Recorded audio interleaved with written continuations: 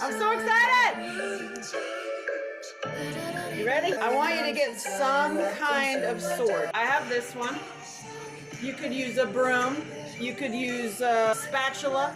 Something that you can understand that you've been, yeah. And throughout this, I'll mention it and see it. See how it's wounding you. See how it's like, it's affecting you. The base of all that I talk about is the sword. And I love this, like my daughter put together this playlist. I'll quiet it down. Beth! Hello. So we have so many things happening in life that stop us. So I jumped off the cliff on this day because it's 420 and because my film has been used for so many years around the country. And I'm like, I want to grab this day for a trip out of the topic of this month. You know what I'm saying? Like I'm so done with the topics and the labels that keep us stunted also, if that makes sense. You know what I mean? I'm putting this out because this is so important, this concept that I'm going to share today. And I'm going to take you through my movie that's been shared literally over 20 years now.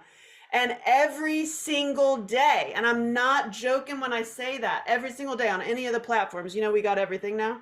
We got TikTok. I've been on all the way from Friendster and MySpace and Facebook, and now I'm on all the dating sites because I'm hot as hell.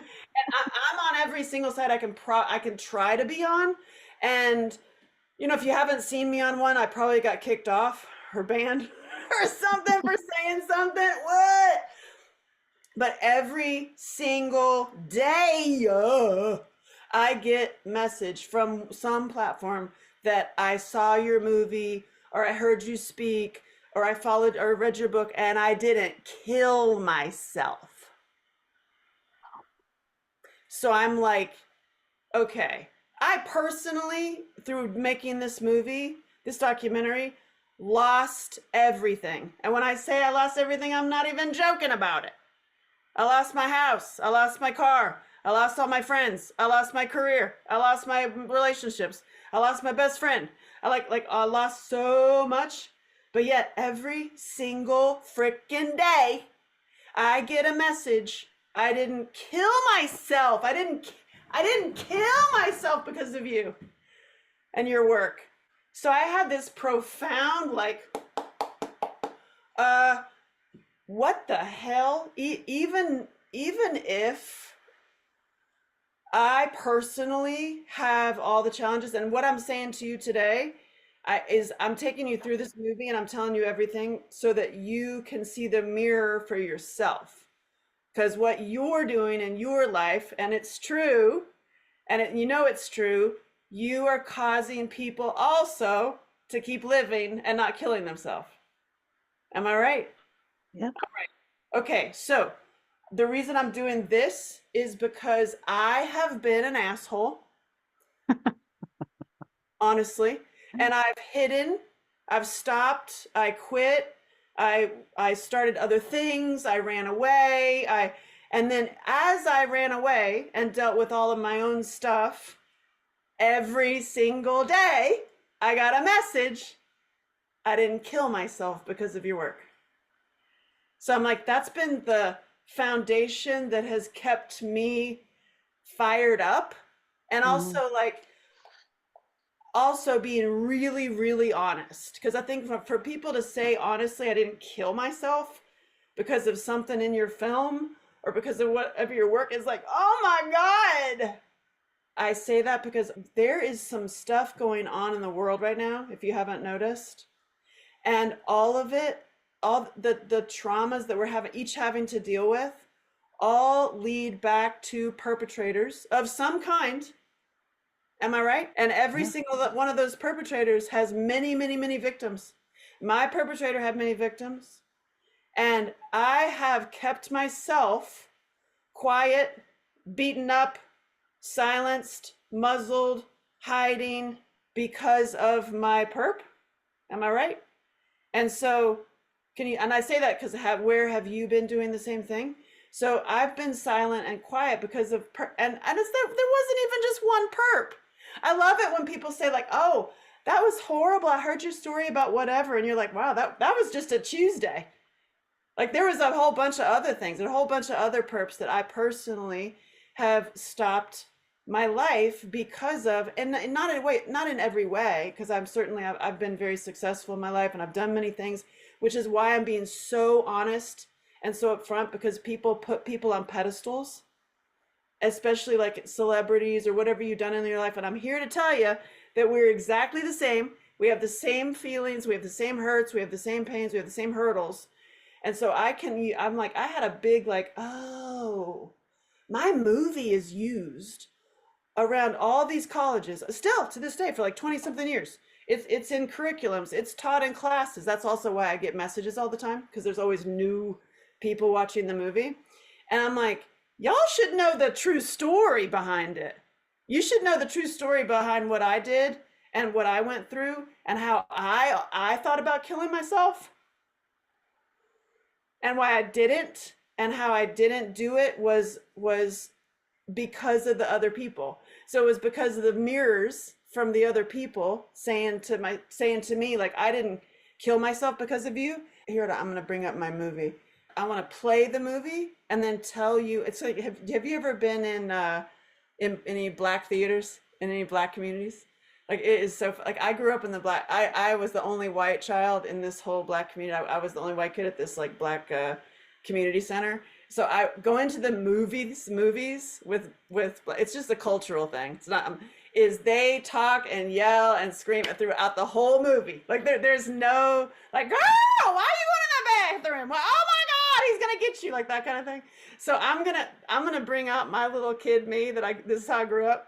And like I experienced this so much, so I'm gonna do that with my movie. And so like you can get the director experience, live, and the stories, because it's easier for me to just take you through that. So I am super excited to do it, and I am gonna tell you the two stories of this movie, so that we are mirrors for each other. So that my calling to you and my request of you starting out is looking at where you personally have any kind of hurdles, any kind of fears, any kind of scary things that you haven't been addressing, or like big dreams you want to do. Like I wanted to make a movie, right? That was my big dream. I wanted to write a book and make a movie. And so where you're stopping yourself, and I want to just put it in your head that you're stopping yourself because of some kind of something traumatic that somebody either did or said. They either did it or they said it, and it affected how you're spending your time. I know and that trauma and whatever what you ever went through is like getting pierced with a sword. And you can live like that. We got one. So like we're going in this journey. We all got one. You might have one, you might have 15 of them. You know what I'm saying? So like we all got one. And like, how does it apply to you? So I have my own sword. And my journey was to survey women in America, which ended up me talking to men. So I want to include the men, like, because this is not a women's issue. And I just wanted to see, who are you, where have you been, and where are you going? That was my general thing. And the one that talked to me the most, that I recorded as my narration, is the alcoholic Angela, which is the one I had the most connection to. I wrote a book entirely about her. Like she and I's relationship so mirrored each other. She was an alcoholic, drinking herself she drank a case of beer every night. And I was beating myself up and self-mutilating. And it was like, same thing. We're doing the same thing to each other. So I narrate the movie with her. I used her instead of a narration. I use our phone calls, which is why I subtitle it, because she's drunk. You know what I'm saying? So, to start out, the music is the Autumns, and I have so many stories about this, and I'm just like, I want to also get your questions too, to see like what more do you want to hear. But I'm just going to tell you what I think is important. When I started this out, I had a dream to see if women in America could connect and support each other in profound ways. And I'm a profound human. I'm like, full disclosure, The reason I'm still here is my love of Jesus. I don't really tell that out loud to anybody, but that's my thing. And even when I set out on this journey, I was like, whoo, let me be a spirit, let me be a vehicle through which spirit comes. And let me, everything I do, heal in whatever way you need it today. So that's what I've been doing for years. It kicked me personally in the booty. And that's what I did when I made the movie. When I first set out, I was like, let me just do it. Tell me, like, give me some ideas. What should I do? And my first like idea was to rent an RV and just hire a crew and start calling the Angela Sheltons and go meet them. And that is what happened. It's like, and that was a dream I had and a calling. And so it was like a spiritual awakening. And that's when I wrote in my book, Finding Angela Shelton. Every section starts with one of my dreams that I had. So I say that to you because like you're having dreams. I guarantee you, you're having dreams. You're having awakenings. You're having like thoughts that continually surface. You're having like, oh, like what I call like the gold. My mom raised me with calling it the golden tongued wisdom. You know, when you're standing there at a coffee shop or something, or the grocery store, and you're thinking about something, and the person next to you says it. You know, those moments you're like, oh wait, oh that's like an awakening moment. Like so we are all having that, and I am that for people. Like so people. I've just seen it, like it'll be something that I've shared, and it's not me. I'm a vehicle through which it comes because I'm going through my own stuff. And that's why I say, please do not put me or anyone else on a pedestal. We all have the sword. You're on your island. I'm on my island. I'm a warrior. You're a warrior. I will tell you why I have this here and how all this work has helped me elevate and where I'm at right now and how I can help you. So you're on your island, I'm on my island. You might be way ahead of me on certain things. And you're like, hey, this will help you over this hurdle. And I'm like, awesome. This has helped you over this hurdle. Because as all of us warriors get better, body, mind, and spirit, we elevate and we bring each other together. And then we stop the madness of keeping each other stunted or keeping ourselves stunted because of a perp. So if you picture like, we're islands unto ourselves, right? And we're rising and we're collecting and we're rising and we're elevating together. And then we are actually able to drown the bad guy. Does that make sense? You know, so I am here to remind you to be a mirror. Like I'm a mirror for you, you're a mirror for me, and we're in this together. All right, ready? Let's go. Hold on, let me share my screen. Hold on, here we go. We're going fun, yeah. Let's see here. This is funny. We're gonna do no background. Ready? Share sound, optimize. Let me know how this looks. Get out of here. We don't want that. My southerner is coming out, I know it. So can you see this?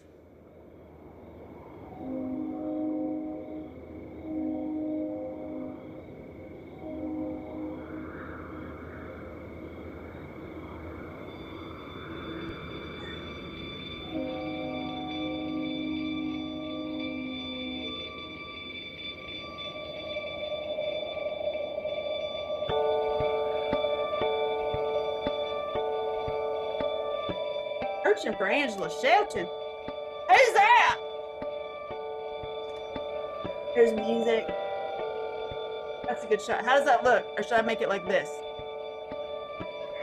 Why the hell are you calling me? Because her name is Angela Shelton. Sound gets better. What do those twins do? Gotta make a movie. We're making a movie about all the Angela Sheltons in the country.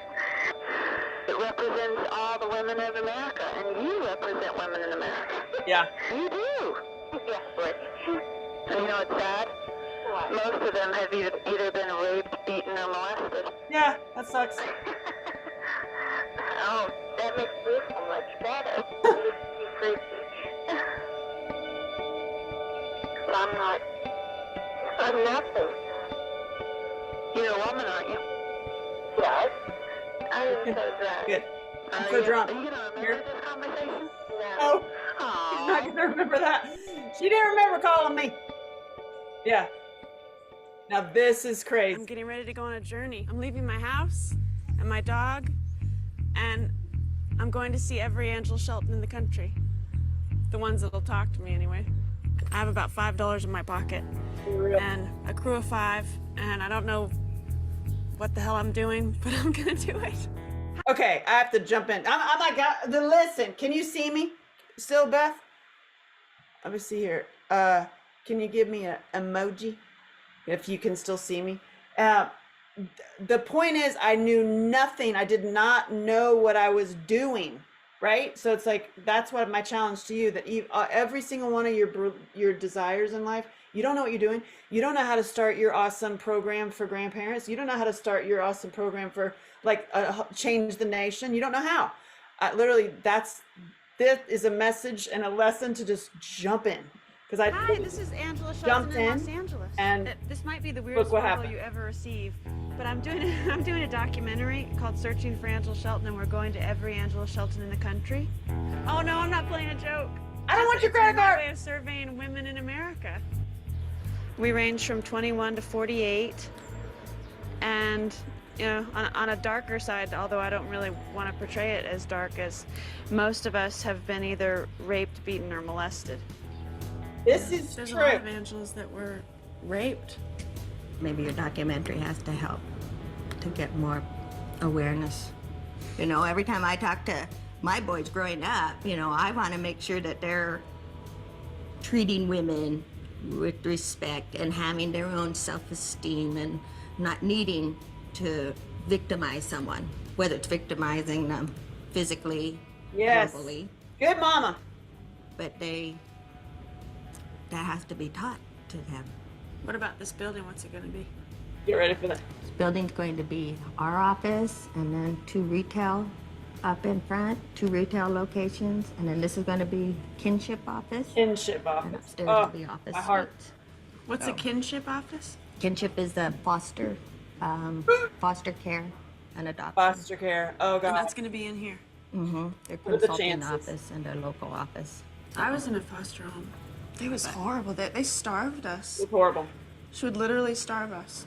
They took me out of my dad's house, which was incest. I come from a home full of incest. And we had My to be voice is so.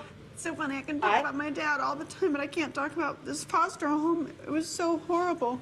Yeah. It makes me so sad. It was such a horrible, horrible time in my life. But if you hadn't had that time, you wouldn't be where you were now. That's right. You Hallelujah. know, must have given you a lot of strength. Or a lot of You know, wounds. whatever happens, there's a reason for it, even though it's difficult. Yep. We happen to be getting gas. Oh, get ready for I this. met this woman, Lori Barr. Oh Jesus. So what happened? My daughter, when she was 5, was sexually molested by a 13-year-old. So how this happened is I'm pumping gas, and there's cute Lori, and she's like, "Hey, do you like rocks?" And I think I started saying something first because I had that Searching for Angela Shelton shirt on, and I talk to everybody. I don't know a stranger, and I'm like, "Hi," and she says, "Do you like rocks?" And she gave me a rock, like she collected rocks and stuff. And then she's like, "What are y'all doing?" And I'm like, "Oh, I'm making this movie. I'm traveling around the country." I called them, for the most part, all of them. And it turns out like they've been through some stuff, but I'm interviewing to see like, how do we move forward? And she goes, "No joke. I went through it too. And so did my daughter." And I prepared her to tell me, but I didn't prepare myself what to do if it should happen. Another. You know, and it was a family that everybody Right. thought was so respectful, and Yep. it wasn't. It's like my dad. It spreads. It's an epidemic when you are quiet. When I went to the police, they're like, "What are you crying about? He didn't, you know, penetrate. He stuck his dick down her throat. Now, if that isn't penetration, I don't know what is." And it's like, you know, I don't know what you think penetration is, but it was a penetration. It was a violation, and it violated me as well as her. And the way I was handled with, you know, the system is so messed up. How old was she? She was 5. And she gave me this pin because she said I still have it. she wanted me to have peace of heart. For real. Oh, you just gave me peace of heart. You really did. Oh, you sweetheart. Oh, I just That's what I do. Everything happens for a reason, of and heart. I just want you to know this is the best day of my whole life. My daughter and I are in there just Man, I don't know what made you guys come here, but God did it. I say thank you so much. I love it. See, we have to be And I started connected thinking, more. oh, my We God, talk to here this people woman more. told me that I changed her life, and I'm going on this journey to change my life. Some days I think that I don't know why I'm doing this.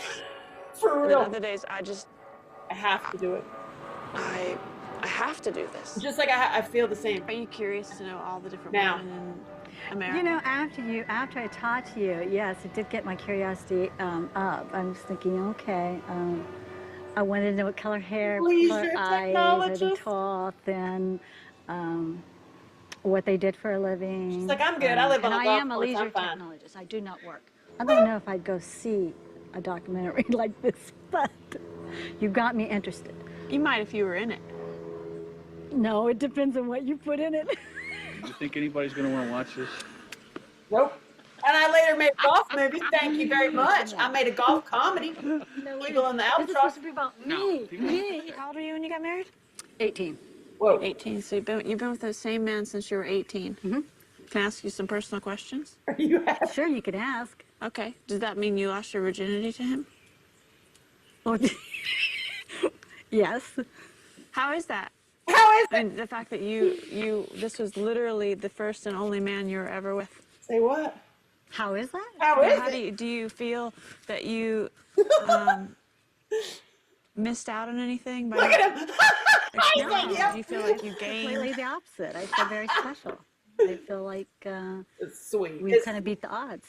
They did. This is a good life. That's awesome. But I truly believe that there's a reason for everything that happens. That's crazy. And that there's a force out there that, I don't know, whether it's God or a spirit or what, that is directing you. I For started real. this journey to go on this journey of self-discovery and meet women in America and see where we're at as women and where we're going and if we're getting there. And I keep discovering these unbelievable things, and Yep. Get ready for it. You I ready? found out that Charleston, South Carolina, the Angela Shelton in Charleston, tracks sexual predators for a living. And my father lives in Charleston, Yeah. and he is a child molester. So I don't like the word molested. I'm here, and I'm going here, Here. and I'm here, and here, and here, and here. And right down here, I will do what I need to do, I guess. Oh my God. So what Terrifying. would you say to women in America? To not be afraid to stand up for yourself and be yourself. Yeah, it's my way of sort of looking at where we're at as women in America and where Yeah, we're poisoned. you know Yeah. what we're up to. We're getting better, where though. we've been and where we're Yeah. going, and what we think. Mhm. I love the fact that you're a school teacher. What do you teach? Teach middle school band, I love her.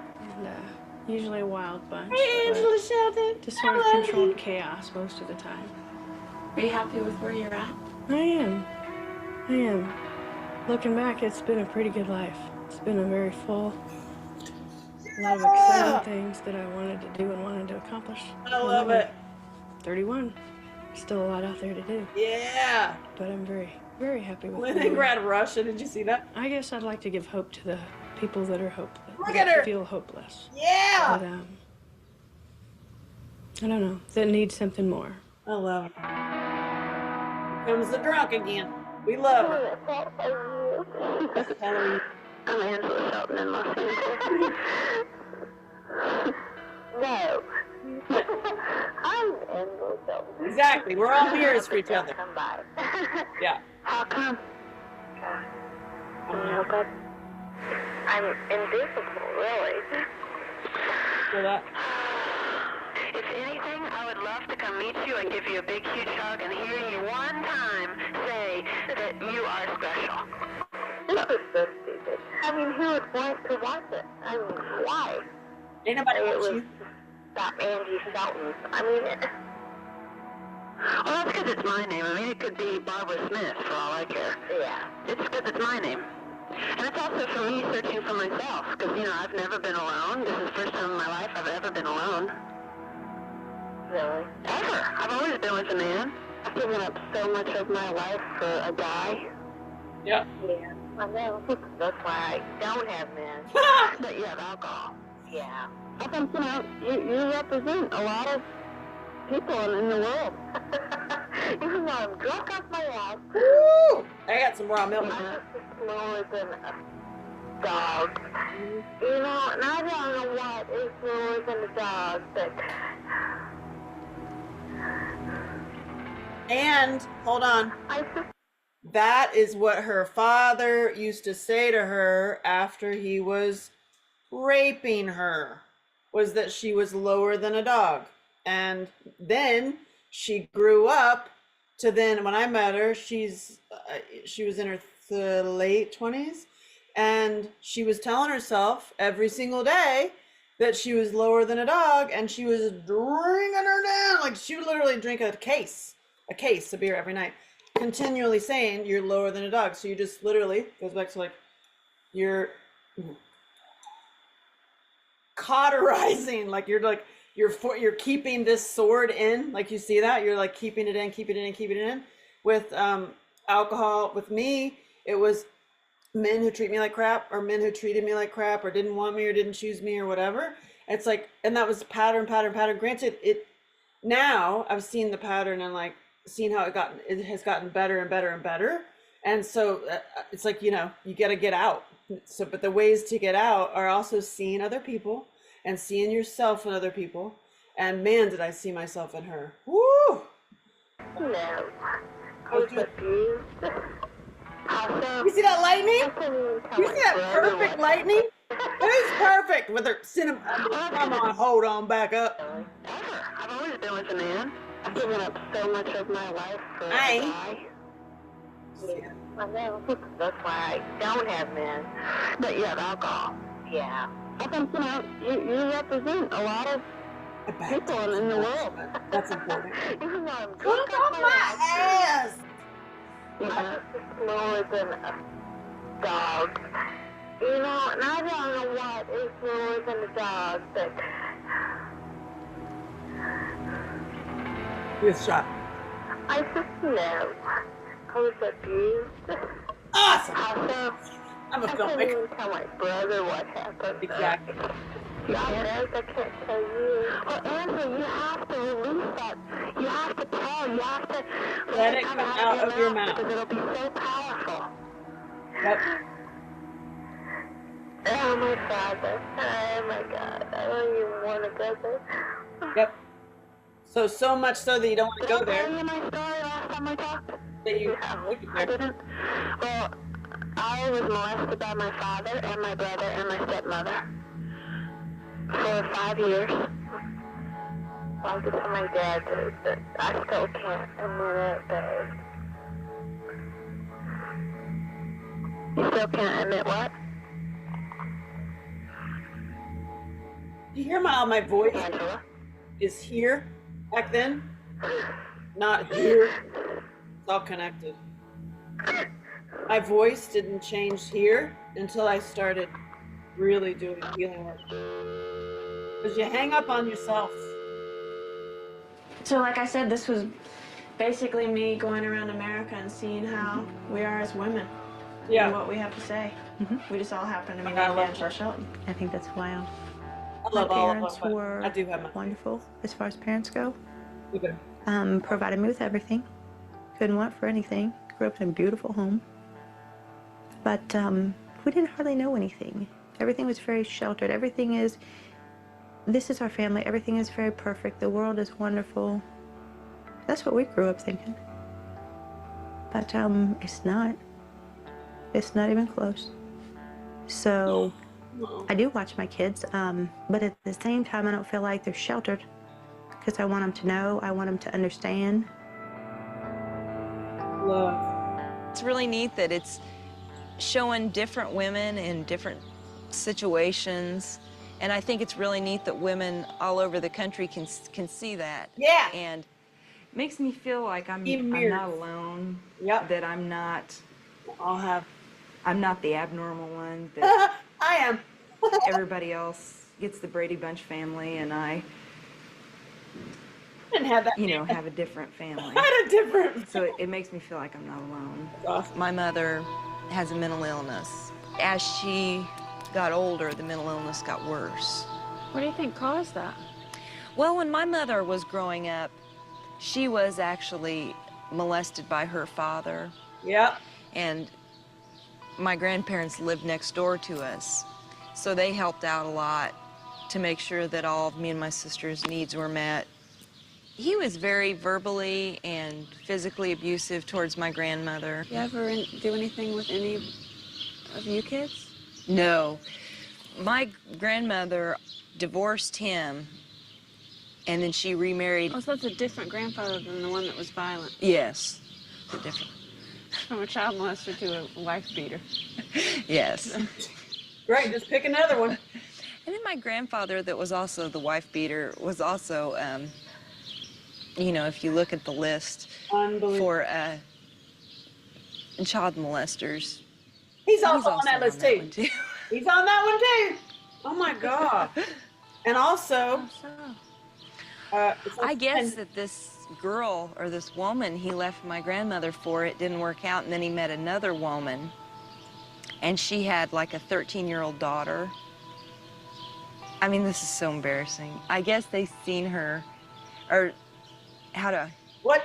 A fellow shopper was driving past, or riding their shopping cart past his van, and I guess that he was in the van with this 13-year-old on his lap with her top up in the air, and he was fondling her, and he got turned in.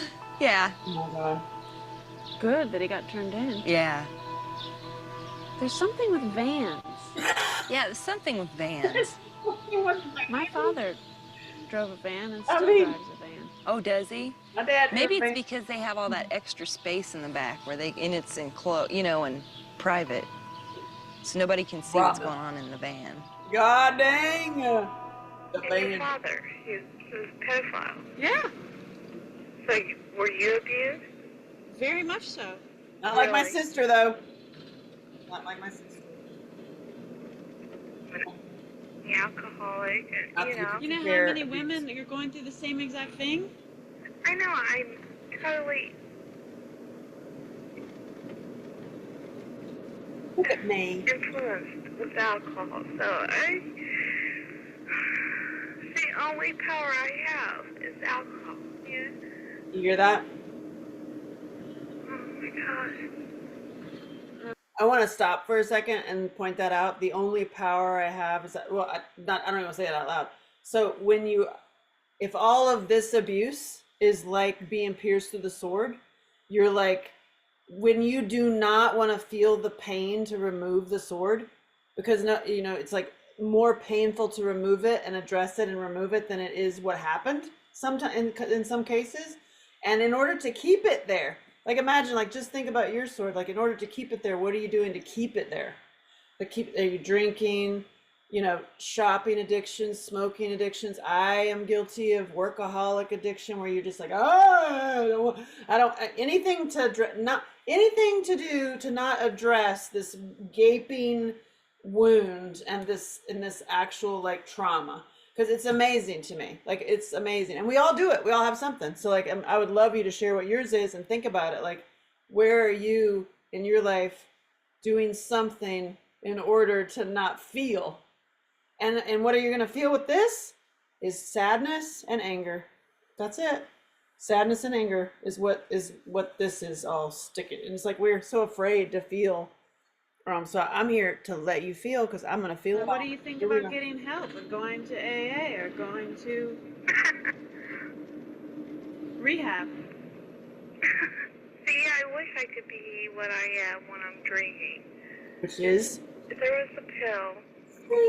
You wish you could be what you are when you're drinking? You have no. And Do you what have is any that? idea where you're going? No. People speak. Yes, I do. I praise you. You what? Praise you so much. We need to look at ourselves as being special, because if you can't believe in yourself, then it's really hard to get somebody else to believe in you too. I mean, you've She's got so to have awesome. self-esteem, and that's probably the hardest thing for people to have, Okay. because everybody wants to walk around and feel like that I'm nobody, I can't do it, I wish I was like her, wish I could be doing that, or I wish I had that, or I wish I looked like I that. love her. I feel like we're always discrediting ourselves and not giving ourselves enough credit for who we are and what we're capable of. And Oh, you yeah. don't have to drive a big car, live in a big house, or have initials behind your name to be somebody, because everybody is somebody. You know, you're special. I'm just excited. I'm high on life. You know, I'm like, I'm really taking in what life is all about. You know, I'm really seeing the beauty in nature. You know, just this wonderful world that we live in. Go out and try and do everything you want to do. Don't Do let it. anybody hold you back. And if you want to do it badly enough and you work hard enough at it, I think you can do it. So I never really knew if I could make it through vet school or not, to be honest with you. And I did. And she Look did it. what I'm doing. This is my job. I'm just totally inspired by all these women because they're so amazing, and I it's still do almost like that. I want to run and catch up with all of these women. I feel the same way I don't still. really. I'm sort of like, am I there? Have you any rivers that you think are uncrossable? Love. Or have you any mountain Sing it. that you can't tunnel through? My God, Detroit was a mess, y'all. There she is. Oh, and Shelton.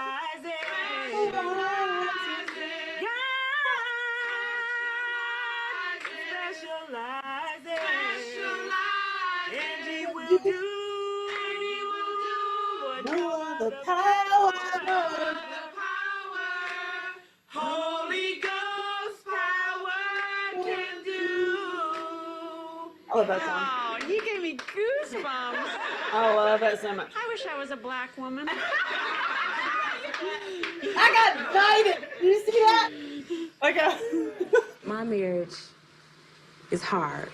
It's very hard because I have a husband who is deaf, and it seems like I have to work twice as hard You can't hear me yelling at opposed to if I was with someone who is hearing. Yeah, I'm at work. The phone means they go and go ahead get the phone. He's like, I can't hear the phone. I can't hear.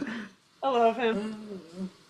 My life with Angie is kind of like a family tale that will never end. A family happy to have her have the money and a friend and a love.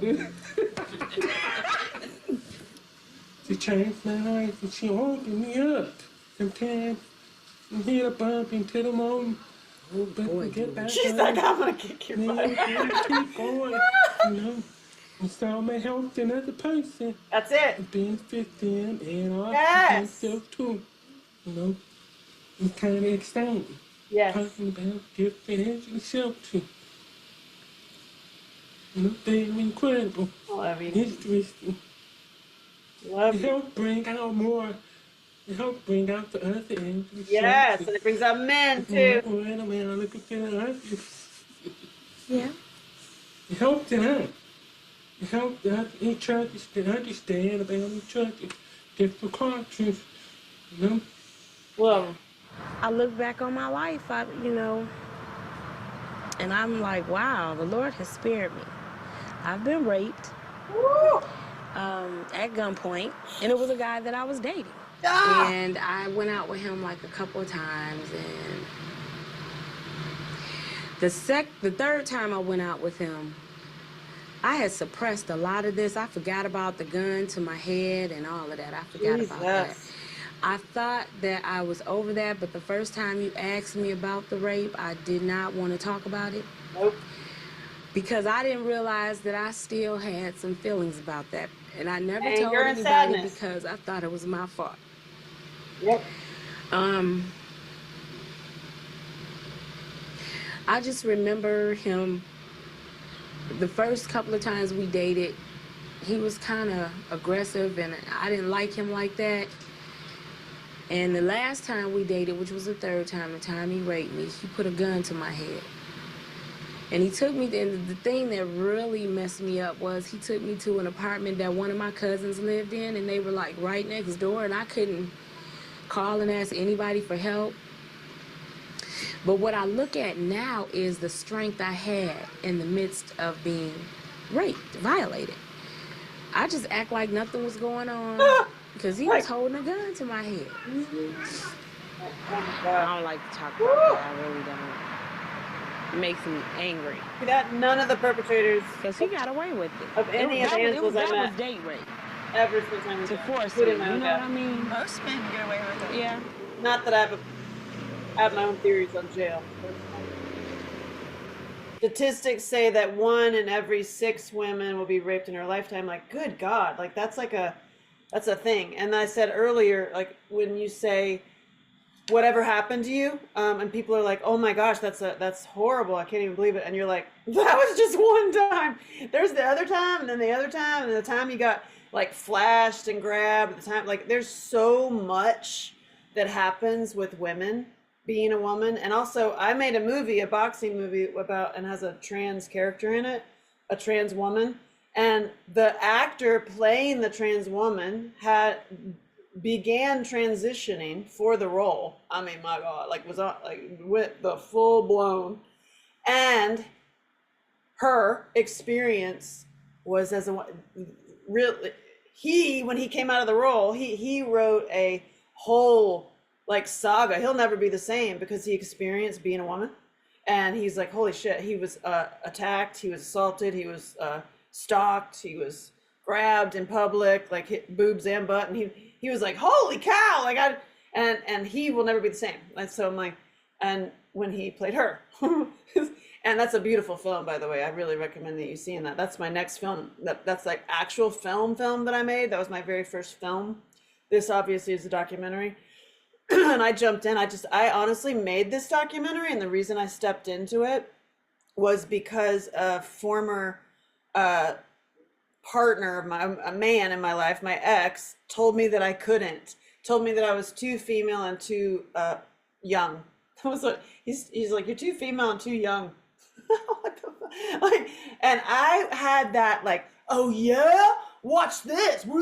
So it was like proving myself and proving that still as the little kid that I am, like my inner child, I was like, so like, oh yeah, watch this. And I was like, I'm not stopping. And I was like, I'm gonna make this movie, watch me do this. The joke is on me because I was not prepared for where this movie sent me, because I thought I was surveying women in America to find out how we are and how we can be better together. And that was my goal. And what I learned was it sent me down the rabbit hole, which is also applies to you and your rabbit hole and your sword and your statistics. Like, instead of being a statistic, if you are, like if you have that, you know, you have this, then let's remove it. Not right now, but we'll get there. But like, let's remove it, and then you have it. Not to do vengeance with, but to be a better, like a more powerful woman, a human, not woman, human. And, or actually woman, claim it if you are woman. I mean, it's vastly getting erased. But you see how I've got this on my back? This is symbolic, and also it does help me. I don't walk around with a sword on my back, but I do this to show you symbolically, because I had many, many years where I was like this, and spiritually and physically and mentally, and like your emotions are like this, and also now look at us all, we're like this, right? This with like this, and then also with our pains, and it's like, well, okay, hold on, you need to step up your heart. Watch all these women are women of God. It's amazing. Like, your heart goes up and your back is straight because you've taken your sword out and put your sword in your back, which is, we'll get there, but I wanted to show you, you're not a statistic. You might be a statistic, but let's not be a statistic. And then if you're watching this and you're like, I'm not any of that, then be a force of total amazing love in your life, so that all of this stuff doesn't happen around you. It doesn't happen on your watch, not happen in your house, not happen in your community. That's why I work with men, also to elevate like strong men who are a safe place for women and children. Boom. All right. Oh, we're in New York. That almost happened to me. Oh. One time, I almost got raped. Love her. Me and my best friend Judy. This was many years ago though. I was 19, 20. He was coming from the movies, and he ran behind me and grabbed me from behind by my neck and dragged me in the park. Woo! And then from there, I was just fighting for my life. Because I thought he was trying to rob me. But he was going up my dress, trying to break my panties. He broke my shirt. That was the worst experience I ever went through in my life. But see, he couldn't get anything because my friend did not leave me. And she's short. She's so short. And she's shorter than you. And she was not having it. She didn't run. She stayed there with me. Yes, and we just kept fighting him and kept fighting him yes. until he couldn't take no more. Yes. All of us females should stick together. Everyone. Unity. Everyone. You know, and that we don't have. Why not? Why? That I can't explain. I don't know why females the way they are. Because me myself, I believe in unity. Yes, girl. I love her so much. Actually, she's still on my Facebook. And I want to do an event where I bring all of them back. But I didn't want to get distracted because we can go down a rabbit hole of just how wonderful these women are. But look you believe in unity. And why are we not like, I want to just stop for 1 second and have a big old discussion with you. Because this is exactly why I started my documentary in the first place is, okay, you ready? Picture me as little Wednesday Addams meets olive oil.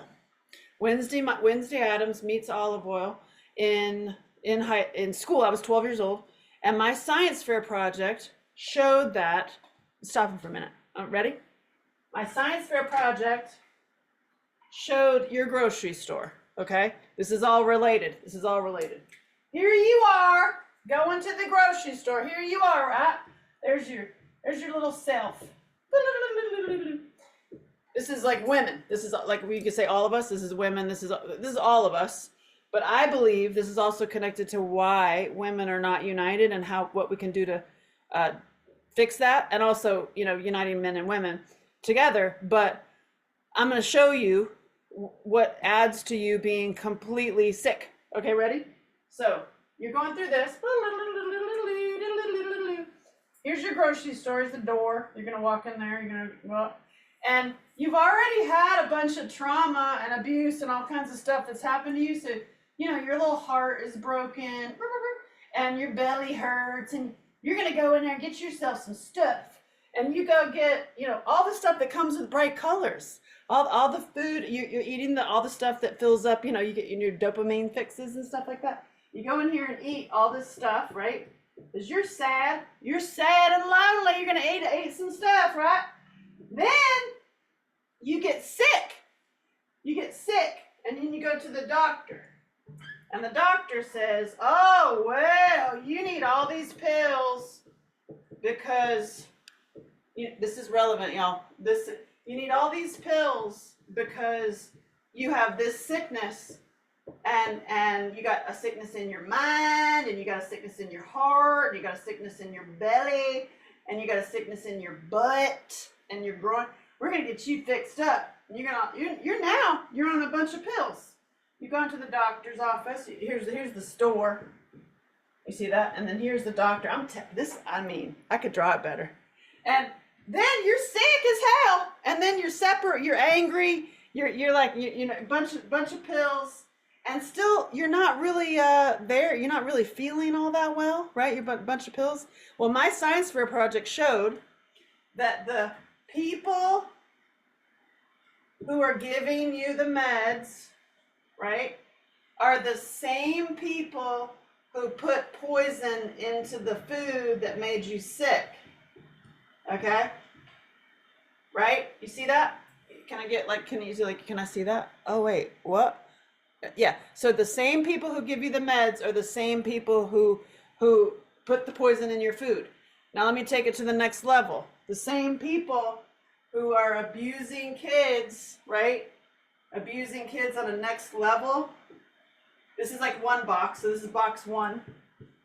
Box one, you get sick from your food, right?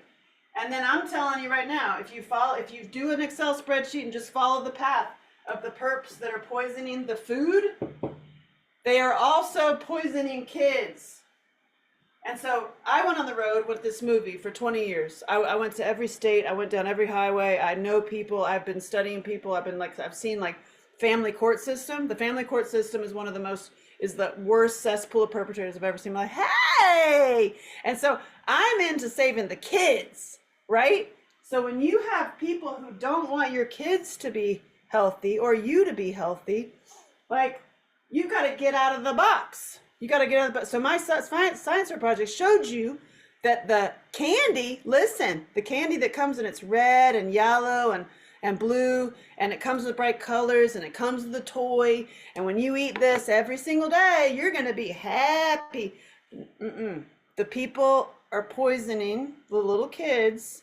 So when I tell little kids, when it comes to the bright colors, you read the ingredients. And you make sure that the ingredients are natural, not the poison, because people want to lie to you. It's like, not everybody's bad. Not everybody's bad. We have people that love us. They're great.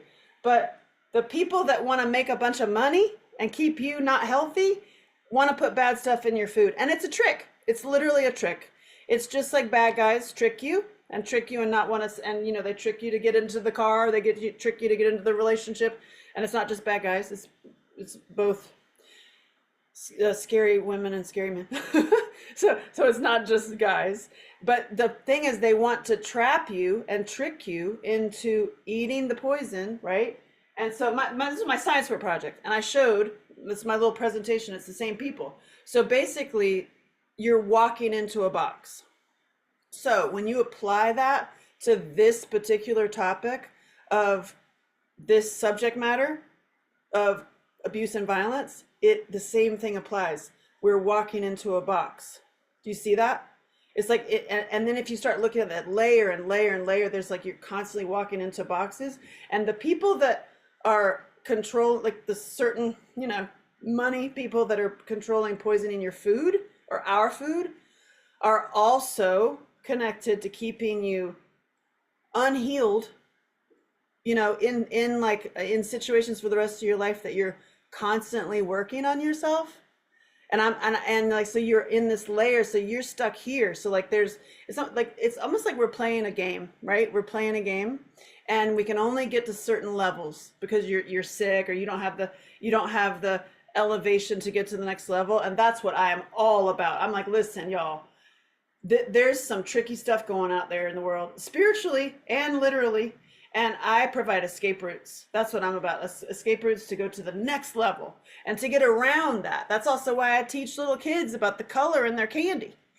So just that alone, if you address your body, mind, and spirit, you're addressing your body, right? And so coming from all of this stuff that we're talking about in this movie, where the continued common threads I saw were women like myself and men, because we'll talk about male survivors, is keeping themselves stunted, body, mind, spirit. So it's like so it's like this happens, you're poisoned, right? You're poisoned already, and you're keeping yourself then stunted because of something else that happened to you.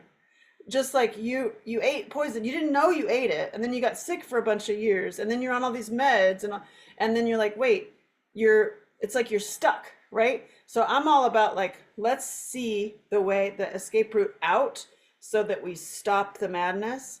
And so another layer of that, you ready? I know I'm going to go deep for a second, is a spiritual layer. So I'm here to say, just bear with me, and I'll start the movie again. What if this stuff that happened to you, whatever yours was a spiritual move? What if it's just like this?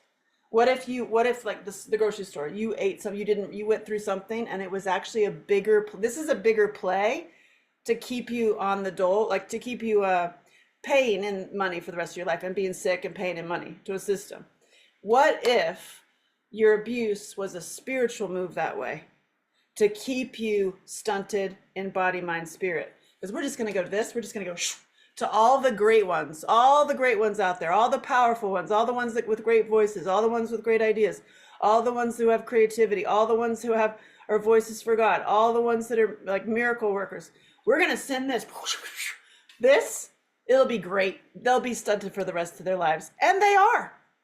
Like we are. And I've been there myself. And when I started to look at it also as a spiritual way, like, because I looked at the food back when I was 12 years old. I've been aware of the food problem. And then when I looked at it like, wait a second, as I traveled and met all these women, you know, another common thing that was with all of us was body, mind, and spirit keeping us stunted. And also, like, every single neighborhood, their issue in the neighborhood was meth labs. That's it. I mean, I could have done a different documentary talking about all the meth labs. It was like meth lab on high alert. And I was like, wow. And why do we have meth labs? Because we're sad, because we're disconnected, because it's like because people are so traumatized and they're not actually addressing their trauma. We're staying like this, and then we're going and we're eating bad stuff, and then we're getting sick, and then there you go. I mean, really. So here we are. You with me? So I'm here to like point it out, and this movie showed up for me in all ways. Like where are you? Hold on. There you are. Can you see me? Let me see here. Yay. Okay.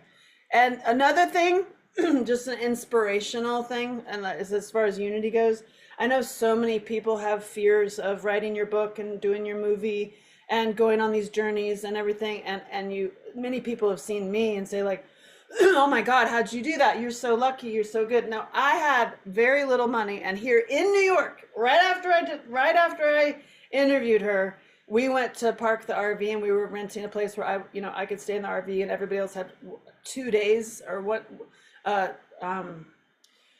vacation from this trip, like 2 days off to just be in New York City. And I had no money.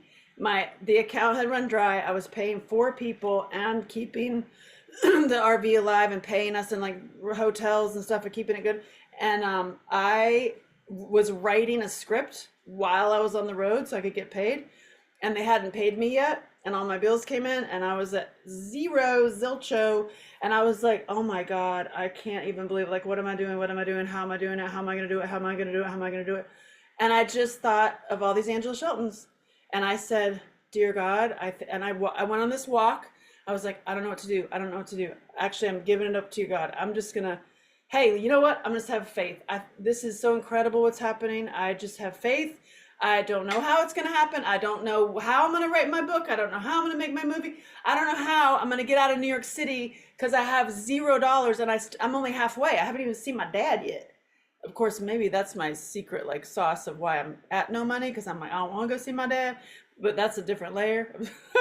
So I had said this prayer. I walked around and I was like, please, I don't know what's going to happen. Please, like, help me. And I'm here to be of service. And my phone rang right then.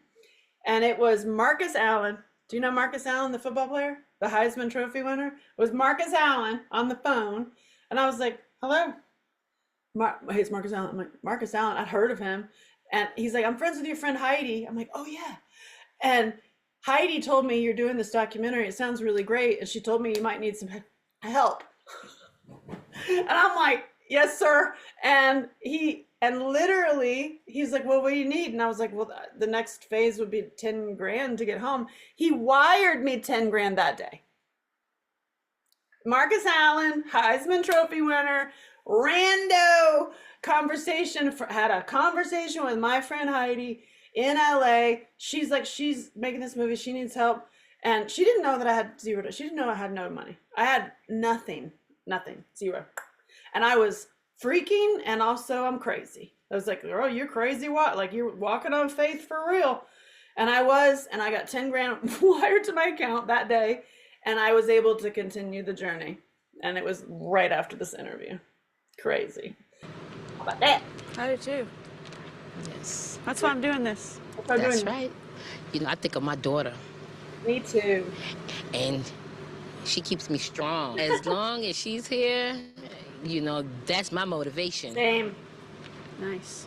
Did she see your husband abuse you ever? Yes. Yeah, she saw it. How did it start? It started, because he wanted to be controlling. Because I went against him. He put his hands on me and hurt me, and How so? yes, how so? I mean, we was going blow for blow, Angela. Really? Yes, and I tried to You run were up the doing it? stairs. He grabbed my leg. I fell on the stairs. Oh, my goodness, my roommate was pregnant at the time, and he was fighting me in the house. My daughter was little, and, he tried to hit my roommate, too, and she was like 7 months pregnant, and then I hold him down long enough for her to pick up my daughter and run out the house, to call the police. Was he drunk? Was it anything to do with alcohol? No, it's just rage. No, it was just rage. Like a time bomb. You never know when it's going to go off. Right? But, I think I handled myself good because I was one of the strong-minded women, to get out of it. I didn't stay around for saying to myself, oh, he's going to change. That would be me. Oh, he's going to change. He's just like this for now. Yeah. Because, and try to find excuses for him. Right. Oh, because he's not working. Oh, because he's stressed. Oh, no. Right. He put his hand on you because you want to put his hand on you. Because whether something is bothering him at the time or whatever, I feel it's not right. And no women should stand for that or go through it. I love you. But as long as their self-esteem is low, then of course they will stick with it. Because they feel that, oh, I don't have an education, oh, I don't have no place to go, oh, he's the only one, that I've been with, oh, he does love me. No. Girl. Oh, but we want to believe. Oh my God. What my father did. What did he do?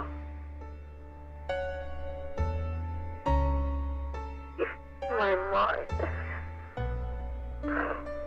Oh my God, I was rolling his eyes. Now he was always in the bedroom. Jesus. Demanding, telling us what we had to do. And what would you have to do?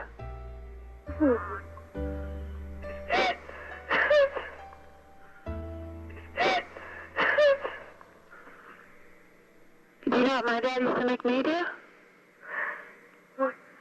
He used to make me jerk him off. Hey, that's too weird. It's too weird. I'd do the same thing.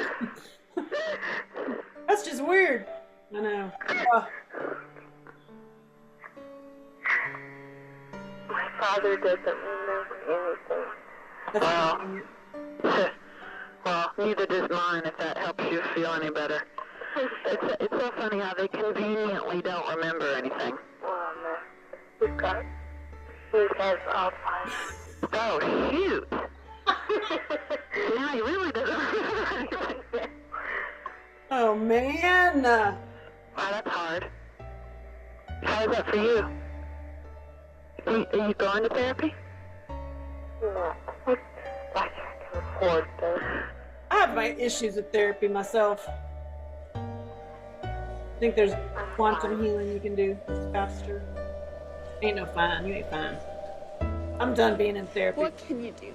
20 years, But continue. It does get better, and you can get out of a bad situation and turn your life around and make it better. Now listen, I don't have favorites. Sometimes You're not supposed talking to have other women favorites. about they've been through, it helps your life. Even down to my story, my dad. It's pretty deep. Actually, I haven't told the whole story yet. I'm going to do it in North Carolina.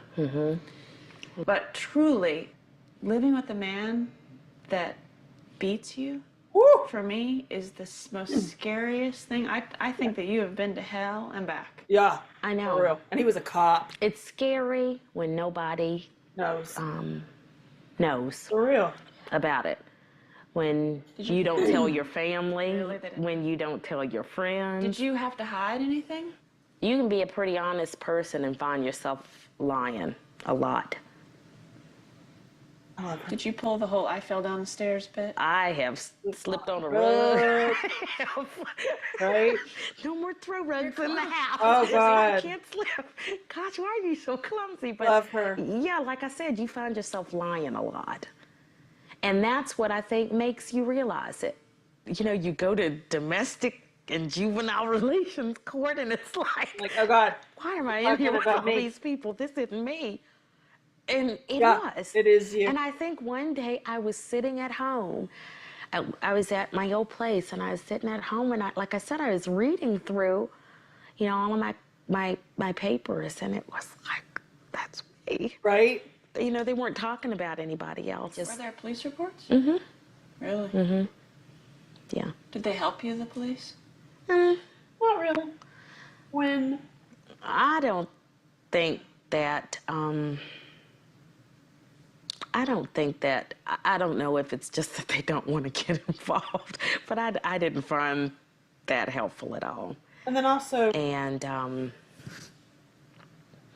you know, I will say, and I think most people are pretty aware of this, I think law enforcement has one of the largest rates of domestic violence, like law enforcement officers. And then when you're married to one? If you're married to one. It doesn't help. That's why I didn't want to answer the question. It's like, leave me alone. Let's strike that. Yeah, right? I will be honest with you. I'd rather be by myself the rest of my life than to go through that ever again. Goosebumps. I don't need that in my life. Ooh, no. Bottom line. And nobody, I don't care who you are, what you For look like, real. what size you are, what path you're headed, nobody needs to put up with bull from anybody. For real. It's just the way life is. I mean, you just have to snap your fingers, roll with the punches, and just get what's good for you. And that's what I think it's all about. And that's what I think makes me healthy. And that's what I think got me over the hump.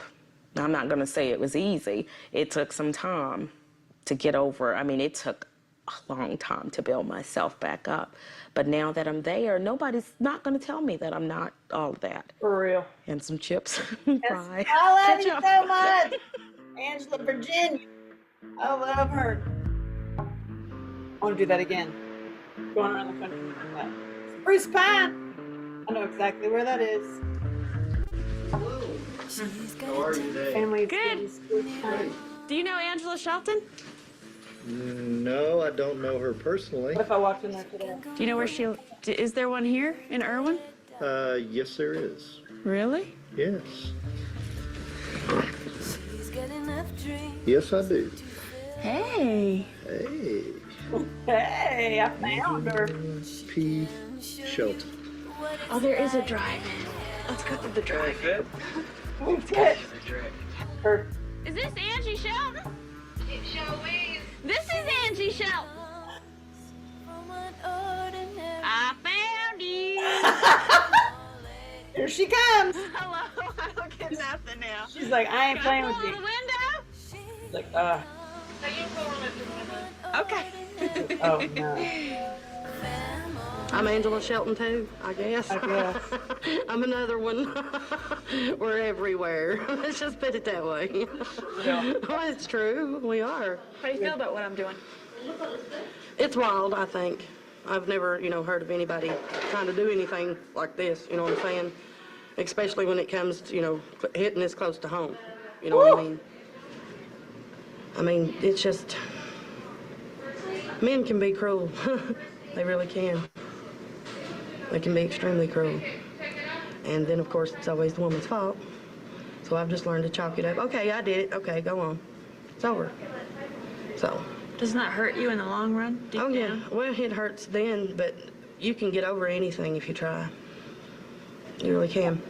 Can you see how she's got a sword? What's your secret? She's got the whole... What's my secret? Yeah. Are you over it yet? I'm strong-willed. You can... I ain't gonna let nobody bring me down no more. That's my secret. Is there anything that you would tell American women that are going through turmoil? Advice? That no relationship is worth you losing the most important thing in your life. None, not one. I can think of. Nothing's more important to me than my children, for one. It's, you know, they are my life. And I wouldn't let nobody get me down to the point to where you actually wanted to hurt somebody. Because you will eventually. You really will. Yeah. And I would hurt somebody over my youngins. Amen. I understand you. I decided to search for the anonymous Angela Shelton. I met her. I did actually go meet her. She told me not to show up here. Unless she was drunk. Until she wasn't there, we missed her. She'd already left. She's moved since last I spoke to her. And I'm just gonna go try to find her. She's gonna call me. Somewhere in America. I kept her anonymous. That was wild.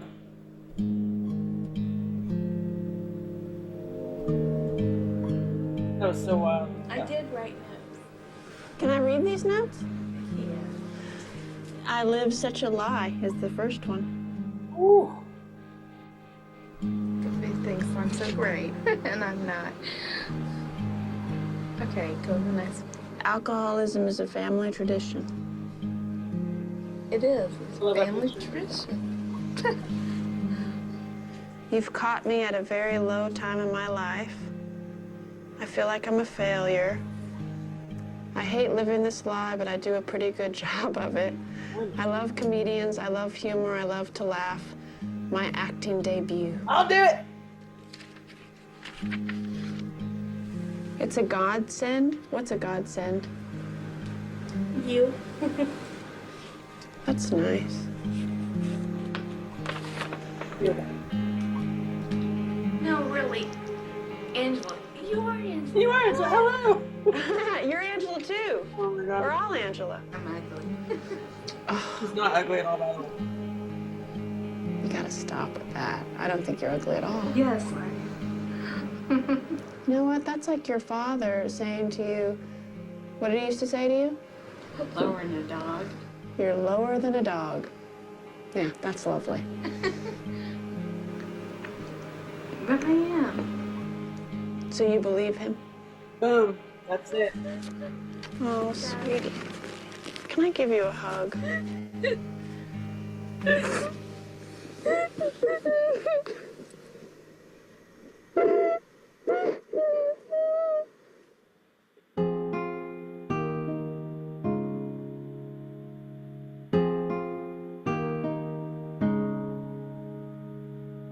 Lights just went out. Heaters on the blink. Candles burning, stomachs churning. You can't even think. Did you read that? She ran home to tell her dad that she'd been attacked, and her dad took her rapist out for a beer. No one wants to hear. And then she was raped by her sister. Failures now and yet somehow. Hey, look at that. Then she married a man who beat her. It's a cycle. You are not alone. This too shall pass. I know. Michaela. You could crawl in a hole and die, but why? It's a lie. Sleeping disorders, manic depressive. I guarantee you, she's also eating bad food. She's also on probably a lot of meds. Yep. Tomorrow it might Stuck. not You're be like stuck. the way. Keep fighting, keep breathing, keep living. Anyway, this house is not your home. Hold on. That applies to the RV also. Because whoa, this trip sent me on trip of the lifetime. Just to like pause for a second and tell you like some stuff that Angela Anonymous brought up for me was believing what was said. And it's like, it's wild how I've at this point I've heard thousands and thousands of stories, and they're so similar. Like the stories are different, but the effects are similar, how you hear. Like, so if you were told you ain't lower than a dog, you're nothing, you're ugly, you're pathetic, you're never gonna do it, you're poor, you're whatever, like, what is it for you? Like, some things that, like, something that was said that, like, repeated, that and that you're a failure, you're never gonna do it, you're never gonna get out of this family, you're never gonna do it, never gonna do it, like all of everything. Like, we're told these lies. And here's the aha moment: the people that told us these things that we've now stunted our lives because of what was done or what was said. Those are the two things. Something happened, something was done, like what, some trauma, or something was said, or both. And it's like, poof, and then we just are like, oh my God, and I had another aha moment in all this work, because I mean, making this movie shoved me into my own healing. I had the therapist. I had the $125 an hour therapist in Beverly Hills. She's amazing. It was great, but it was just, honestly, it was a lot of talking and not really going deep until I made this movie. And when I made the movie, and then I started seeing, like, oh, like, same story. And I was like, wow. I was speaking on stage in North Carolina, my home state, and this girl stood up, and beautiful young girl, like the epitome of like a college girl that you can't stand, 100%, like blonde hair, perfect skin, perfect body, probably in every single sport, like her, she's got it going on. And she stood up and shared that she had been, I don't like the word molested. I really don't. The word molested seems like a clown car to me, and it doesn't really tell the truth, So she had been raped, and she turned what somebody did, and who knows what they said, into her own wounds, and she became a self-mutilator. And she was a cutter and a self-mutilator. And I'm telling her, I was on stage, I was like, thank you for sharing. And also, you're so stunning and awesome. And we would never think that about you. None of us in this room would ever think that about you. Here's what you would also not think. I do the same thing. I was never a cutter. I never cut myself, but I would beat the hell out of myself. I would smack myself. I would like scratch myself. And then on top of that, I would get into relationships with really angry men, until I realized that I was angry. And once I realized that, oh my God, I'm attracted to these angry men because I'm angry. And I kind of like it. I kind of like their little outbursts a little bit. There's a part of me that likes it. And when I owned that, and then I went and got a punching bag, one of those straight up, like, big old things you buy, I'd get the discount one if you know Angela Shelton, because I literally beat the hell out of that punching bag to where all the stuffing popped out of it. Like, it's like put me in the ring with a prize fighter kind of feeling, like put a survivor who has to like express their rage and sadness and in a ring. Oh my God. But the point was, when I did that, and that was my first step into expressing my anger, and I started physically doing it. Then I started going on big bike rides. Like, I'll go on a 10 to 40 mile bike ride. I dance so I learned that another great way to remove this is getting it out of your body, So it is moving. So we tend to be sedentary as survivors because you're literally stuck. So also show me survivors who are overweight, eating poor food, keeping themselves stunted with alcohol and drugs and repeated abusive relationships. And you have to see yourself. And that's what I love so much about this movie and making it, because the Angela Sheltons made me see myself. I was like, I thought all of them were way more together than I ever was. I was like, wow, tell me what to do, Obi-Wan. And it was the alcoholic Angela that I had the most like connection with, honestly, because I looked up to all the other Angelas, because I felt like that even Angela Shelton, Virginia, who got out of her abusive relationship with her cop husband, that was terrifying. But she was a woman of God. She like got her own home. She bought her own home. All those boxes, she just bought her own home. And we arrived at the day she was moving in. I mean, I'm so perfect. And I was like, wow, I mean, I had just bought my own home too. So I was like, you know, I feel like, okay, I'm getting there, but I'm nowhere near you in your elevation of spirit. And I'm like, I don't know what I'm doing on that level. And I'm like, oh my God, you know, I'm like this. But the women meeting them made me see myself. And with Angela Shelton, the anonymous, which is hilarious because she's Angela Shelton, she's hardly anonymous. Where she is in the world is anonymous. She made me see what I was doing, and I was like, when I'm coaching her or like giving her my advice, it's like, who am I to give advice? I'm doing the same exact thing. It made me see that I was doing the same exact thing. And I was like, oh, it might not be alcohol, it might not be whatever. It was like, it was repeating the negative stuff that had been said and done. And it's like, and keeping it there. It was just like amazingly fascinating. Like and there was so many other people that started to tell me their stories. And when I was traveling and I had that aha moment with that beautiful blonde girl, I had this vision. That's when I wrote this workbook. Like I'm sending this to an email. I'll give you all these workbooks where, look, this is my mom's workbook. She did it with her therapist. So like the step 2, removing the sword, is expressing your fears and sadness. And she's my mom. I don't want to look at her notes, but this is my mom's one that she did with her therapist. And so I'm going to send this to you. But the point is, when I had, because I don't want you distracted, I want you to listen to me for a second. Like when I had that moment and I was talking on stage about this movie, and this self-mutilator tells me, and I'm telling her, well, who are you to do that to yourself? Like you've obviously, and I saw it, like I'm a visionary and I'm like, I channel stuff and I accept that I am a vehicle through which ideas come, and I'm super grateful. And I had this moment.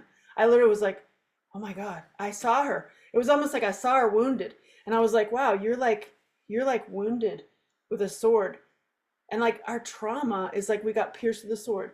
And you can do that for the rest of your life. You can just go on with life, and like this makes you self-mutilate or do whatever you can do to keep yourself from looking at it, right? You're like, I'm not gonna look at that, I'm not gonna look at that. And also it's affecting other people. It's hard to cuddle.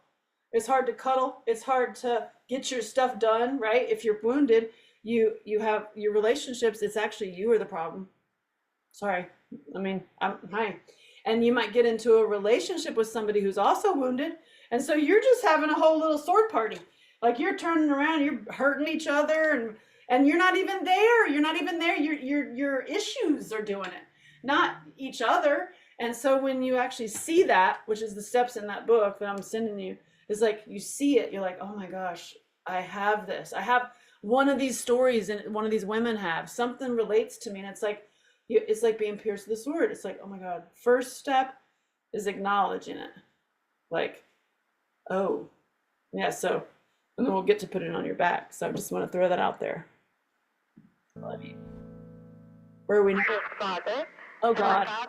Oh, you want to know what's funny? Is my father lives in Charleston, South Carolina.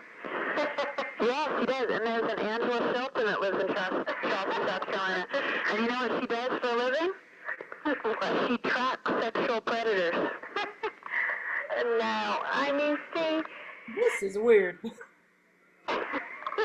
You freak me out. You freak me out because it's crazy. My case number. Well, my parents, they're married and 6 years, and they had me. Look at me. And when I was 3, my father left my mother for her best friend. Her best friend had 2 kids, my stepbrother and my stepsister. Aww. So I went to live with them, and you know, he was essentially marrying the children. Yeah. Granted, he was marrying the woman that would allow him to have the children. Yeah. And allow him to, you know, be a pedophile and not do anything about it. Actually, she was a major culprit in it. I actually went to live with them because at 3, my mom, she asked me who I wanted to live with, and I said, Daddy, because his wife made Kool-Aid, and I lived there from 3 to 8. About me growing up, is there anything you would have done differently? Not asked you if you wanted Kool-Aid. That's my mom. Right. I would have never let you go live with your father in the first place. The decision was because everyone thought at the time that they were looking out for your best interest. You were the most important part of the subject at the time. Would you have still thought that now? Well, obviously not. Oh, now that I know that your father did what he did to you? No. Who would have ever thought that, though? Who would have ever... That was the deceiver. He knew how to appear as though he had it all together. He was the perfect American family. What do you think about what I went through when I was a kid? My voice was so high. Well, I think it was terrible. That's my grandma. I love her. She's dead now. I don't think any child should go through any type of experience like that. Oh, my father's excuse always was that it was sexual education in the home. That was his thing. And he would make us all get naked, and he would lay his wife on the bed and spread her legs and open her up and show her to us. And then he would try to get Stephen, her son, to have sex with his own mother. My stepmother allowed it to happen. Did she know? Oh, yeah. Oh, did she? She opened the door. How can a woman sit to the side and knowing that her daughter is being abused by this man, but she stays with the man? Everybody was doing everything to each other, and if you didn't, you got beat, and if you did, it was just sort of how it was. Also, by the way, also for survivors like that, because now this is not my first rodeo, and I've been down, I've been around 20 years talking about this stuff and meeting people. So many times for those enablers, those enabling women like my stepmother was, she had her own story that she never dealt with, because never did. So she has her own story, and then she comes into a new story that is like a repeat that she's now generated for herself, right? And she freezes. So I definitely hold her accountable, and and I have had, for many, many, many years, I have had rage and anger towards weak women. I ain't playing, I'm not playing. And I have and I recently let that go in a training. I'll tell you, that was actually my let go of my anger towards weak women, because they also have a story and they go into freeze mode. It's like you can't even function. You can't even make a decision what's good or bad to do, because you go into you're completely disassociated, not even in your body. So Did he ever do that to you? Yeah. Really? My father would be in the bedroom, naked, on the waterbed. When I went in there, I would have to go in with my sister. Oh, my God.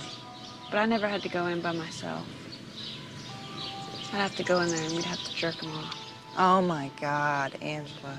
My father had to go to trial. That's not true. He had to go to a hearing as opposed to a trial. Yeah. At the point that the judge made a decision on custody, the next step would be to put them in jail. And your mom and my dad didn't want to put us through a public trial, which is what it would have been. We would have had to get on the stand in front of a jury, in front of open court. It would have been televised. Mm-hmm. And they made the decision that they didn't want that to happen. It would be a miniseries. Because if it was 1979, you don't think, kids are being molested. You'd think, oh, just take the kids out. Mm-hmm. You don't think once a pedophile, always a pedophile. It's not like you change your mind one day. And all the kids were separated. Well, they went to live with their real father, and I went back to my mother. Their father told Lisa that I didn't want to see her, and that my mother didn't think it was necessary or didn't approve of us ever seeing each other. And he told my mother that Lisa didn't want to see me ever because she didn't want to be reminded of anything that went on in that house. And we, as little kids, believed him, and I was depressed for years. And at 18, I get this letter 10 years later. I don't know if you're going to remember who I am, but I lived with you. I was your sister once. So I found out what happened in the room when she would have to go in with my dad. I can't stand waterbeds today. I hate them. I don't, it's not a conscious reason. There's just something about that repulses me. She was too small for him to put his penis inside of her. So he would insert crayons and magic markers. He did everything you can possibly do with a child other than actual intercourse. He was actually poised to insert and said, oh, not yet. We can't do it yet. When all this started, it was drilled into our head. Something that happened in people's homes that you just don't talk about. It's understood that you don't talk about it. And then, when we did talk about it and we went through court, everybody just made us feel like that is disgusting. We don't want to know what happened. Don't talk about it. Just get on with your life. This is something that was in the past. Just live on with your life. Don't even talk about it. And you get Live to on the with point your life, where you believe like this. it really is something disgusting, and you don't talk about it. And then it means that there's something wrong with you, that it happened to you. Yep. You have to sort of come to a place where you're ready to deal with it. And if you're not ready, it's not going to do you any good to talk about it. It's amazing to me that he's not in jail. Amazing. I mean, he was the candy man. He owned that arcade. You know, when I went and picked up those court papers, They remember. Oh yeah. I was walking around. I'm like, wasn't there an arcade here once? And this guy at this hardware store goes, oh yeah, it was some child molester. I'm like, yeah, it's my dad. Wow, that's my dad. And then behind all that, my brother was molesting us. And he, to this day, will not talk about it. I'm gonna try to get him to talk about it, but he won't talk about it. I haven't really talked to him since I was 8. Yeah, I hadn't. 20 years. Oh, jeez. The last time I talked to him was when I was 18. I came down here like the black sheep of the family with all the court papers, and he completely avoided me then. Now we're going there, and I don't really know how I feel. What are you looking for? What are you trying to get out of this? Is this a cathartic exercise for you? And if it is, I'm here for you 100%. Whatever you want to talk about, we'll talk about. Oh. Maybe by being so vehemently opposing it, in opposition of it, I was contributing to the culture of silence that goes along with this. Amen. Because that is the big thing. That was the big thing. After Lisa and I, after the trial was over, we weren't supposed to talk about it. It was something that was over. It was something they wanted us to leave behind. They didn't want us to dwell on it. Right. So when this came up and Lisa called me and she said, well, I've already told Angie you're not going to talk to her. And I said, well, That might not be. that may not be the case. I love you, brother. What do you think about what I'm doing? Okay, God's honest truth. I think that you're looking for something. I think that you're working through something. And I hope that you find what you're looking for. I hope that you get out of this what you need to get. That's why I'm here. That's the only reason I'm here. I have no need to go back through all this. If I really wanted to sit down and have a pity party, I could say, you know, I was really dealt a lousy hand because I started off being molested. Yeah. Then I wound up being gay Look at him. in one of the most conservative areas of the country. My parents were small town people. They had no frame of reference for how to deal with this. Mm-hmm. I mean, some of the worst things that happened to me were things that people did for my own good. For real. And I've had so many people ask me, do you think you're gay because you were molested? You know? Well, short answer, no. Long answer, yes, with a but. And I was directly in the middle of the Oedipal stage. And here you have a man who is offering me my mother sexually. Yep. And at the same time, he's her husband. I mean, talk about conflict. I was not his focus. Yeah, Lisa. My dad used to make her pose. Lisa was a pedophile's dream. Insecure, little. Yeah, and beautiful, incredibly beautiful, even as a child. And Lisa had, you know, a look about her, not a look that she cultivated, but Lisa had a look about her that he responded to. I went through guilt, major guilt, because that's my dad. That's my The guilt that I went through was, and I think this is the guilt that most molested children go through, is that there was a part of me that enjoyed it. Yep. It was exciting. Titillating. Because there is a natural inclination to be sexual. Yep. Yeah. But it was too early. It was just like you wouldn't give a 5-year-old a beer in their bottle. You don't give a child sexuality. They're not ready to handle it. And it took me a while to realize, just like you, sexuality is okay. We were just exposed way too early. Yeah. And by totally the wrong. And by totally the wrong people. And some of the things that I have done have been the hardest things to deal with. What you did to Lisa and I was only learned behavior. That's by far the most horrible part for me. That is the thing that I've had the most difficult time dealing with. That is my nightmare. And I think that's probably one of the reasons that I've avoided you. I forgive you. Thank you. I'm working on forgiving myself. Woo!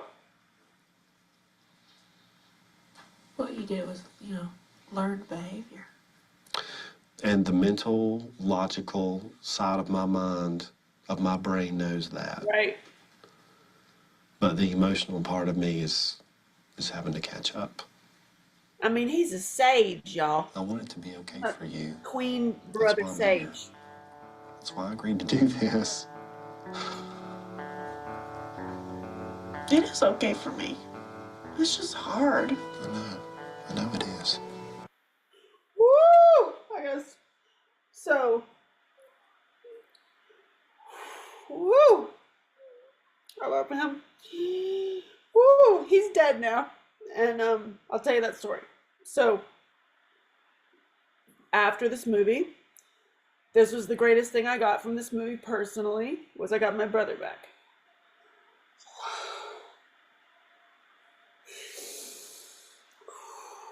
Like, true connection with humans is what we need, people. And I connected with my brother through this movie. And ever since then, I went to see him regularly for the most part. We talked on the phone a ton. He met my boyfriends. Like he became my brother again. I got my brother again. And it was amazing. And then in 2014, he got lymph node cancer again. He'd already had it, and he had it again. And he chose to not not to go through chemo, because he's like, honey, I'm too pretty. I'm not going to go through that, and I don't want people taking care of me. I'm just going to let nature take its course. And he died. He was dying, and I was pregnant, and they didn't want me to do all the traveling because I was like pregnant, and he didn't want me to do all the traveling to go to hospice. So he was in hospice. And our last conversation, he died on June 25th, 2014, and a month after my daughter was born. And right before that, we were on a Skype call, and he, we were talking, and we had a similar conversation as like this, and like, you've lived a good life, and I love you, I'm proud of you. Whoo! And we were laughing because he's funny. He has a similar sense of humor as me, and plus survivors have the best sense of humor. So we're like, oh, no, that one hurt, And he's sitting there, and oh my God, I love him. He was just like, I'm so proud of you. I'm so proud of your movies. I'm so proud. And he's sitting there, and I was like, well, and we're crying and laughing. And I was like, well, I love you. Thanks for being my brother. Bye. He's like, well, bye. I was like, well, what do we do? So you're going to die? And I was like, and so what do we do now? Do we just hang up? What do I do? Just hang up the Skype? And he goes, well, honey, you're going to have to hang up because I'm paralyzed. So like, to the end of the day, he was just so funny and welcoming, and just a big old queen. He was a bear, if you know anything about the various, subcultures out there. He was a big old bear. And he just was the best. He was the best thing that came out of this movie for me personally. And also meeting all the people and like being on there. And also, hello, my emails that I get and my messages that I get every single day are equal. But that was my personal, I got my brother back. And then he died, but dang it, he lives on. So. I'm so sorry for what he did. It's not your fault. Had nothing to do with you. I know. But it's my dad. You know, I feel like I'm on a crusade to like fix all the things that he ever did to kids, you know? You can't fix it all. I know. I can try. She's stubborn as hell, y'all. Woo! Okay, look at this. So 24 out of 40 Angela Sheltons I spoke to had been victims. That's insane. And then later I ended up speaking to more, and it ends up being 70%. It's crazy. I do like to help people, and It's I America. love the law aspect of things, and I really want to work with maybe special victims, elderly abuse, and rape victims, and child abuse, and I want to do that through the criminal justice system. What would you want the world to know about you? I guess I'm just a hard worker, and I'm really looking America to over there. make a difference in Yeah, the you world, are. no matter whatever option comes to me. I like to get in and let's make things better. But when I was adopted by the Sheltons when I was 5 days old. So I was born to a really young girl. Her parents, the story I hear is that her parents were embarrassed that she was pregnant. Is there anything you want to say to your birth mom? Well, I might cry. It's okay. I'm crying. I think, I don't know, I always thought I would tell her thank you because I know she couldn't take care of me. And I know she did what was best for me. And I think what a wonderful woman she must have been to keep me for 5 days. And take care of me and fly with me to a different state. And then before a judge, say, this is my child, and I want her to have a better life. Right? And give me up. And I think she just must be an incredible person to be able to do that, because I don't know that I would be able to do it if I was in that same place. And she just gave me so many opportunities I might not have had. And I'm really, really thankful for that. Amen. Well, I've never met another Angela Shelton before, so it'll be really exciting and interesting to see how all of us, even though we have the same name, come from such different, Yeah, we do. you know, backgrounds. Like, they're all nurses and 2 teachers, and then you, criminal justice. That's mean. Yeah, I was in nursing school. I went to nursing school. So funny. What is with the nurses? So funny. Yeah, isn't that bizarre? Tracking sexual predators and things like that. How does that work?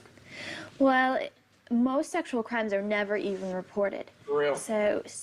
So statistics on sexual crimes are considered to be kind of inaccurate because a lot of women will be raped or sexually assaulted and they won't report it, either because it's a family member or they're too embarrassed or they're too ashamed or they think the police can't do anything about it. I think a woman should have a plan and just say, you know what, bad things can happen to me and this is my plan if it happens, and hopefully it never will. Like with my husband, before we got married, I said, you ever lay a hand on me, I'm out the door and I will never be back. I mean, I think that's what women have to do. You can't be a pushover. You have to say, look, this is my boundary. I'm not moving past my boundary, and if you're not willing to live with my boundary, then see you later. We're just going to let the cycle keep repeating itself because nobody's going to want to take a step in and break that cycle. We are. And I just have a really big problem with that. Yeah. So people, they knew he was abusing you guys, and nobody ever filed charges? Oh, no, what happened is my brother told. And when he told his father called social services, and social workers came and picked my sister and I up at school and took us directly from school to foster care. We never went home again. That was pretty traumatic. Yeah, I'll say. That was, just to give you some history too, when we were taken out of our home, that was probably one of the most traumatic experiences, talking about like the sword of my life, and it gave me a total post-traumatic stress disorder about having my name called, because my name was called to the principal's office, and I had to like, you know, at that point, like, you know me a little bit, or you know me a lot. I'm like, I'm a total rebel. And I'm like, if my name is called, I either won something or I'm in trouble. And it's like, I didn't know which one it was that day. And I went to the principal's office and I saw my sister sitting there outside the hallway, and I was like, oh, shoot. And then she kind of looked at me like, huh. And they brought me in. They didn't do us together. And it was two social workers, Mrs. Ford and Mrs. Lemons. And they interviewed me and said, you know, about like, hey, how's your life? What's happening in your home, kind of thing. And turns out, you know, my sister told them, I tried to lie for my dad. And then they just, you know, they didn't do leading questions, like, you know, they're not supposed to, but that, you know, they were asking like, what do you do? And it came out like, you know, because it does. And they took us from school into foster home. I never went home again. Super traumatic. But the craziest thing is Mrs. Lemons, the social worker. That was her very first day on the job. And this was the very first case, very first day. And she was so like mortified by, because, you know, you read in all the books or the training, it's like, it's usually the stepdad or whoever, like, creeping, and it's super secret and they sneak into the room. This one was, I mean, my family, it was the whole family knew about everything, and it was very much like, that's just, you came home and the door shut, and then it's kind of like, take your clothes off. It's just like, that's what just happened in our house. And she was so mortified that she quit. She quit. And then she became a healer with horses that she still does today. She still does healing with horses for survivors. And we are still friends today. And we still keep in touch. I've been to her house. I'm in love with one of her horses. I'm actually going to go again shortly. I'm like planning a trip to like do one of my trips and go see her. It's just, again, like the connections that we have in life that are just so profound and awesome. And I just, if I instill anything in you with this movie, it's start conversations with people and connect with people on deeper levels and be like, I love you too. Like, we've been through hell, like you've been through hell too. Wherever you are in the world, do you have one of these? Like, have you had the trauma? Like, I got you. Like, you can actually help each other, like inspire each other. Like, oh, hey, how'd you do that? Well, I mean, I just, yeah. So I just want to tell you that. Mary Lemons, how crazy is that? It's just all the stories are so precious. It starved us at that foster care place. That's why I find it so wonderful that one of the Angela Sheltons is, you know, renting out space to a company that screens families for foster care. It's so nice. And your father's never charged with anything? No. It was requested that he and my stepmother go to therapy, which they did, and he's so manipulative. Yeah. So that manipulated that they said there's nothing wrong with him. He's fine. He's always had a job where he travels, always in a van. How frightening is that? Yeah. When I was a kid, he was the candy man. Oh my God. Seriously. Then Yeah. Then his van was always filled with candy and had a mattress in the back. Yep. Oh my God. Yeah. And he owned an arcade. Anything so the kids could come, right? Yeah. Way before that, when he was married to my mom, he was a counselor. I never even in noticed that. Juvenile Delinquent Home. Predators are always in those type of jobs. And they're the kind of people you would think wouldn't do it. Ever. He's a good guy. I wouldn't. You said you had a list of. Yeah, but it's everybody who has been charged or has been convicted of a sexual predatory type crime. Yep, which is in itself a whole thing, because having been down the road on 20 years going to every state, there's a lot of people who are reported that it wasn't true. And there's a lot of people, like, there's a big problem with ex-girlfriends or ex-wives or whoever, the woman going against the dude if he got a new girlfriend or something and charging him with this stuff that's not true. That's just like, oh my God. It's like 30% of the cases from the lawyers. You're just like, wow, that does such a disservice. And then if you track that and you like, wait, why did you do that? And you track it back, that girl who did that to get back at her dude was also abused and has never dealt with that core abuse. So then every dude after her in her whole life is like now an abuser. sometimes that's the case, and you've gotten into like repeated abuse, and other times it's not, and you actually like had somebody maybe good in your life, and you propel them away from you, like this, like, you know, it's like a sword. So if you like, you might have somebody good in your life, and you're like, ah, and it's actually you who did it. And that's like the looking at yourself in the mirror and like not judging, because like we all have the same thing. It's like getting over the whole, you know, to really truly forgive yourself, getting over the self-deprecation and self-hatred that comes from what somebody said or what somebody did that put this here, is like, that's not a time to take it out, you know, and heal the wound, which is what I talk about in my workbook and everything. And then you have it not to be vengeful and not to like create havoc in people's lives and like not to then do your own abuse. Like, no, it's like, I see this as a spiritual journey. Like, so you're healing the wound, like I'm gonna remove the whoever said something or did something, like whatever, you know. It's like you're lower than a dog with the Angela Shelton. Like, you're not lower than a dog. Somebody said that as they raped you. I mean, that's what actually happened, right? And then you hold it into your body as if it's true, and it's not true. So we are removing that, healing the wound, and then you have it. So like, what is this for you in your life? Like, what's the sword? Like, if she's tracking sexual predators, I made a movie, I write books, I do webinars.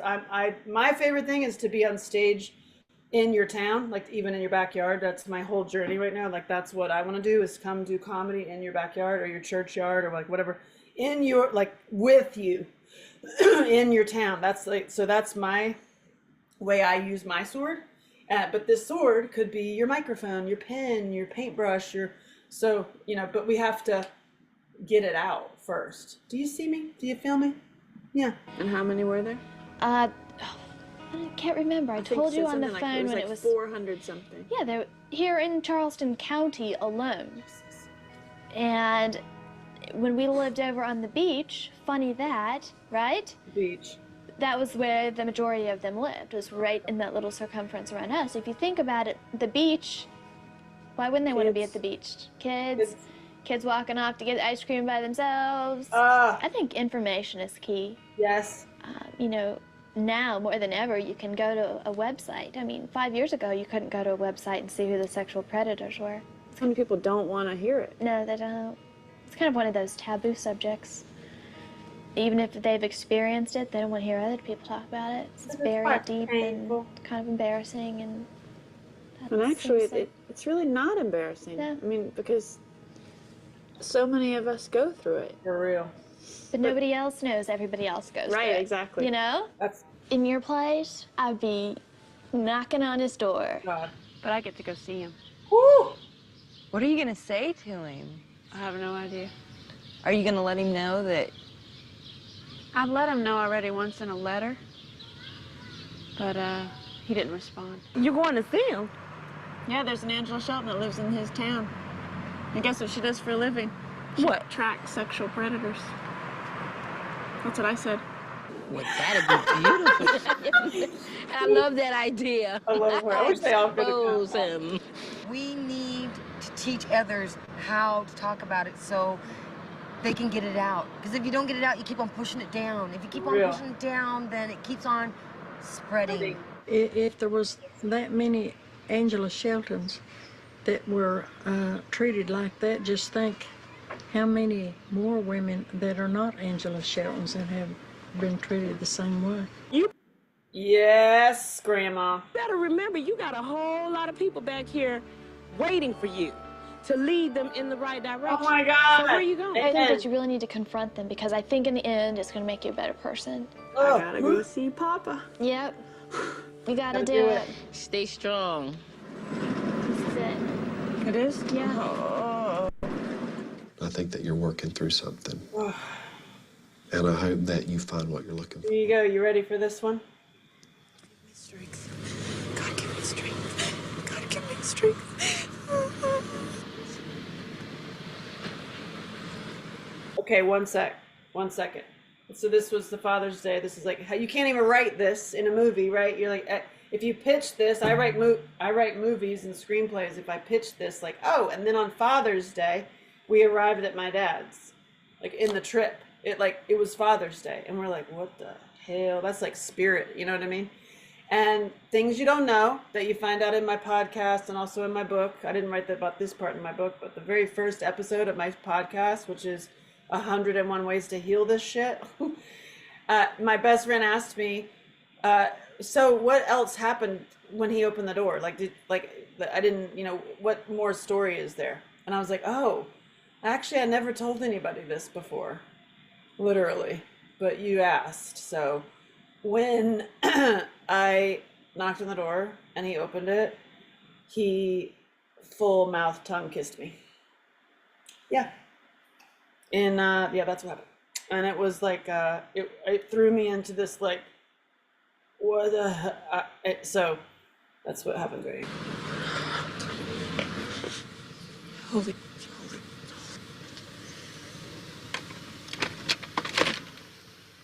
Happy Father's Day. What in the world? How are you? How are you? Tell me. Can we talk? Yeah. Listen to my heartbeat. What are you doing, sweetheart? Making a movie. And I'm seeing every Angela Shelton in the country. And for me personally, all roads lead to you, Dad. All right, okay. He's like, all right, well, okay. But honey, some of that stuff that you wrote in that letter, a lot of it was not true. Woo! I mean, How come you didn't respond to my letter? I didn't know how. I mean, it just upset me so bad. You were the light of my eye.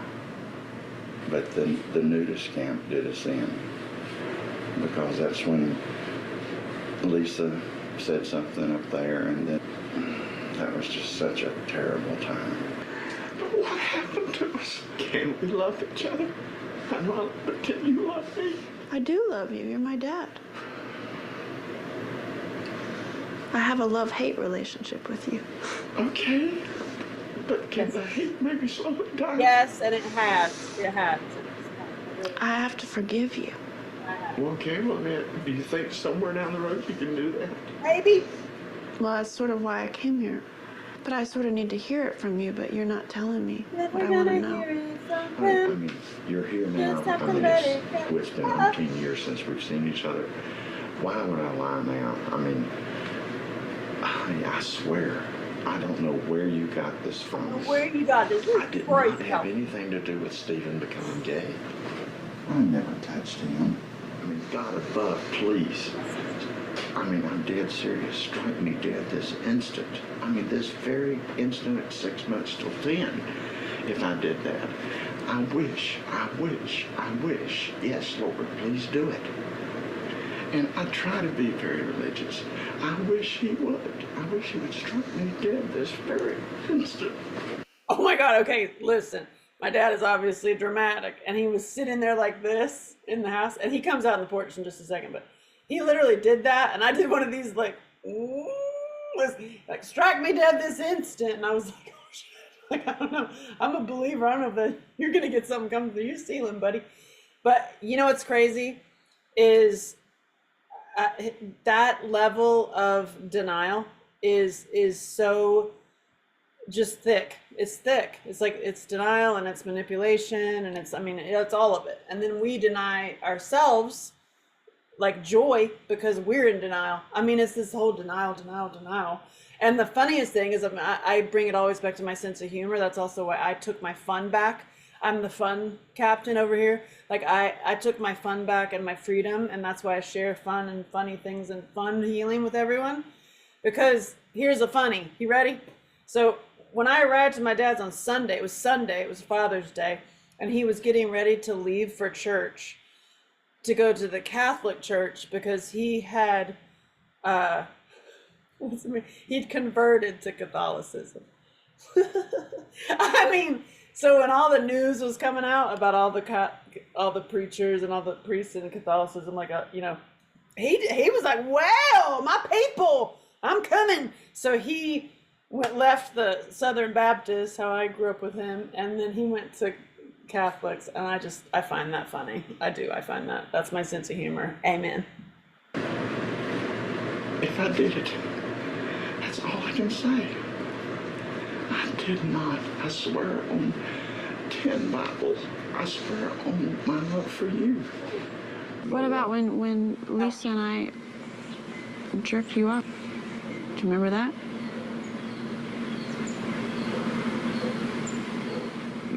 I don't remember that. Listen, before he came out, he's dressed for church right now. He had on a striped shirt, and I was like, "We can't have you on outside on a striped shirt because you're gonna be on camera." And he's like, "Oh, I'll change my shirt." And he signed a release, and I said, "I want to talk about our life." And so he signed a release and changed his shirt, and then came and sat here. So this is it. And this part right here is what is taught in a lot of sociology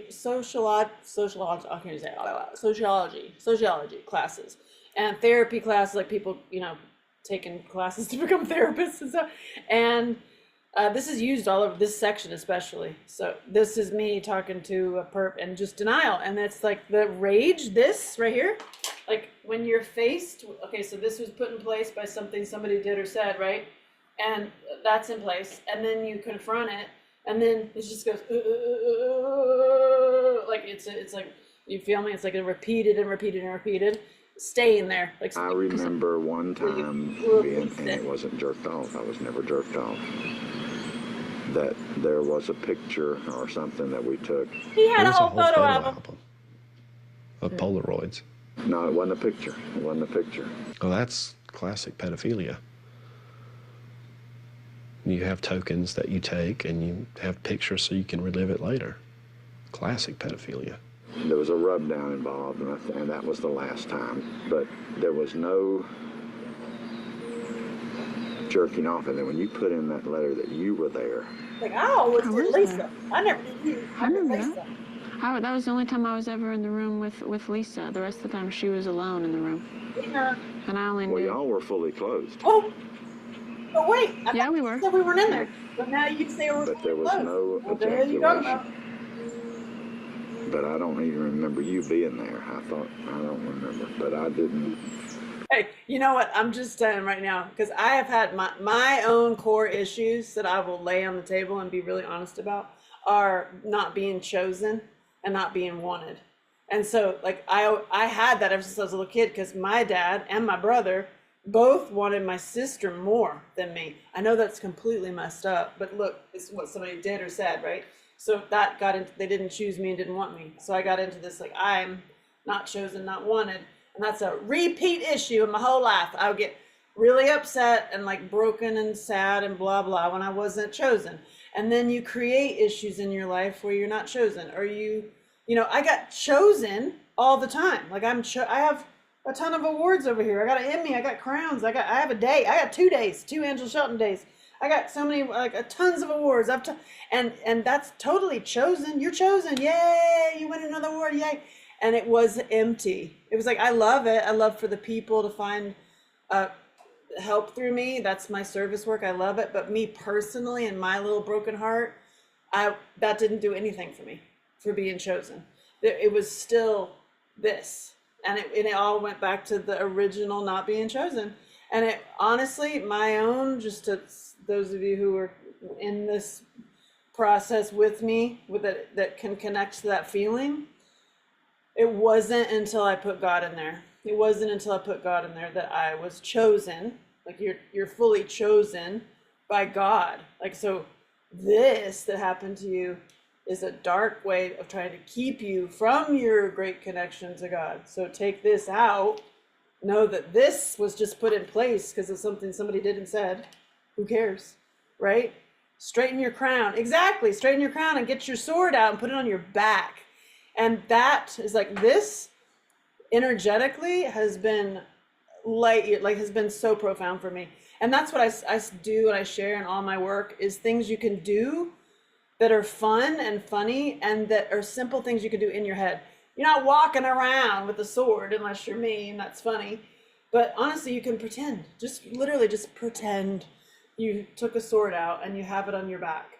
And then this, removing the sword, is all anger and tears. That's it. And then we'll get there. You ready? You ready? But there was no ejaculation period. I mean, I mean, that's vile. And That's vile. I made stupid mistakes about the nudist colony and running around with our clothes off. But Yeah, but there's nothing wrong with that. Well, I know, but I didn't do any of that other shit. You did everything you can possibly do with a child other than actual intercourse. How come everyone would be lying then? Well, I don't know if it's really classed as a lie. It just seems crazy to me that they would be lying. Well, honey, I mean, do you think that you No, block that out? No, I didn't block it out.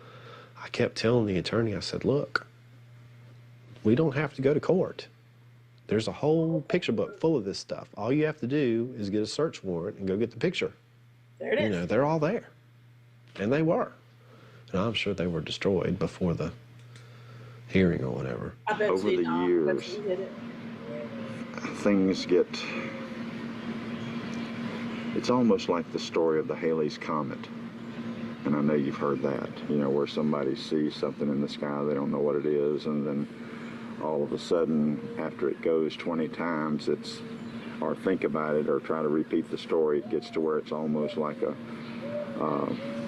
piece of the moon or a piece of another planet. Look at my falling to the face. Earth. I'm like, what the It's not- hell I are mean, you? it just Halley's keeps adding Comet. to and adding to.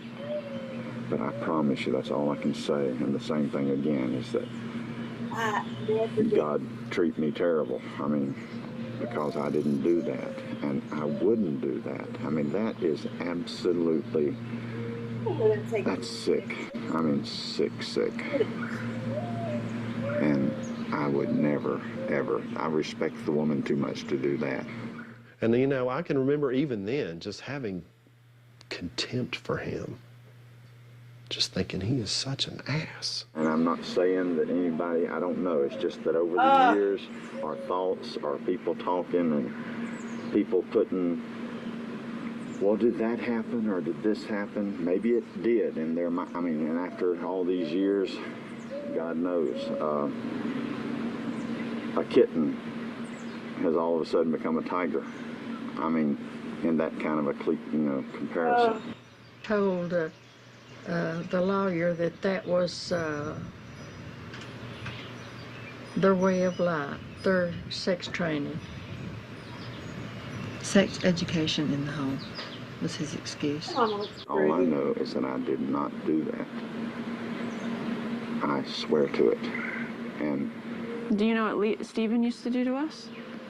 the only thing I ever know is what he said that he tried to do something with you one time, but no, I don't know anything No, it was else. constant. We always played games. We gave him head. He gave us head. Or you was sick. Oh. He put broomstick up his ass. He put the handle of the mirror up his ass. Would walk around. Oh, Angie. Angie with her big mouth, saying the truth, laying it out. And at 12 years old, I don't know. I don't think you just learn that.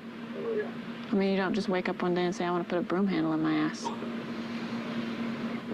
Well, where are you saying he got that from? What do you mean, Dad? Well, I didn't do anything.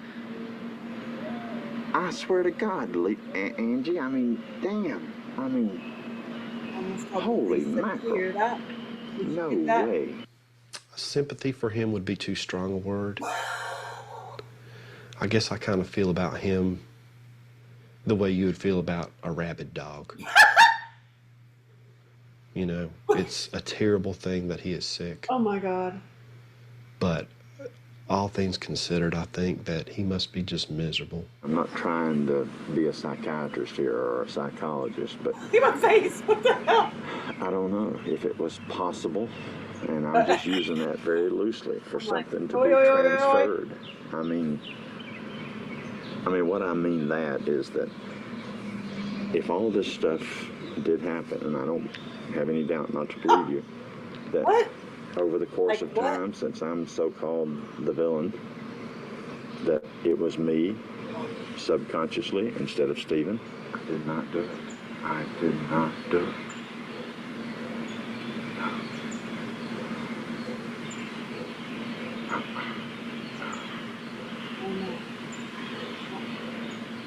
I don't know. All I know is that I've always heard that there's such a strong relation between brother and sister. Oh, That there's no, I don't know, I'm just wondering.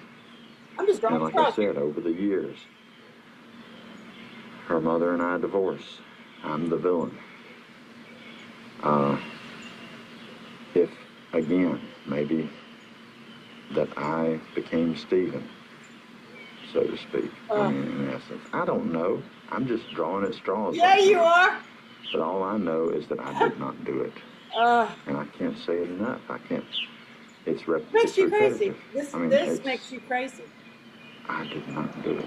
Yep. And that's all I can say. And if you want me to, because it's the gospel truth, I can put it on my tombstone. I did not do it. And I wouldn't be the least bit afraid of anything happening because I didn't do it.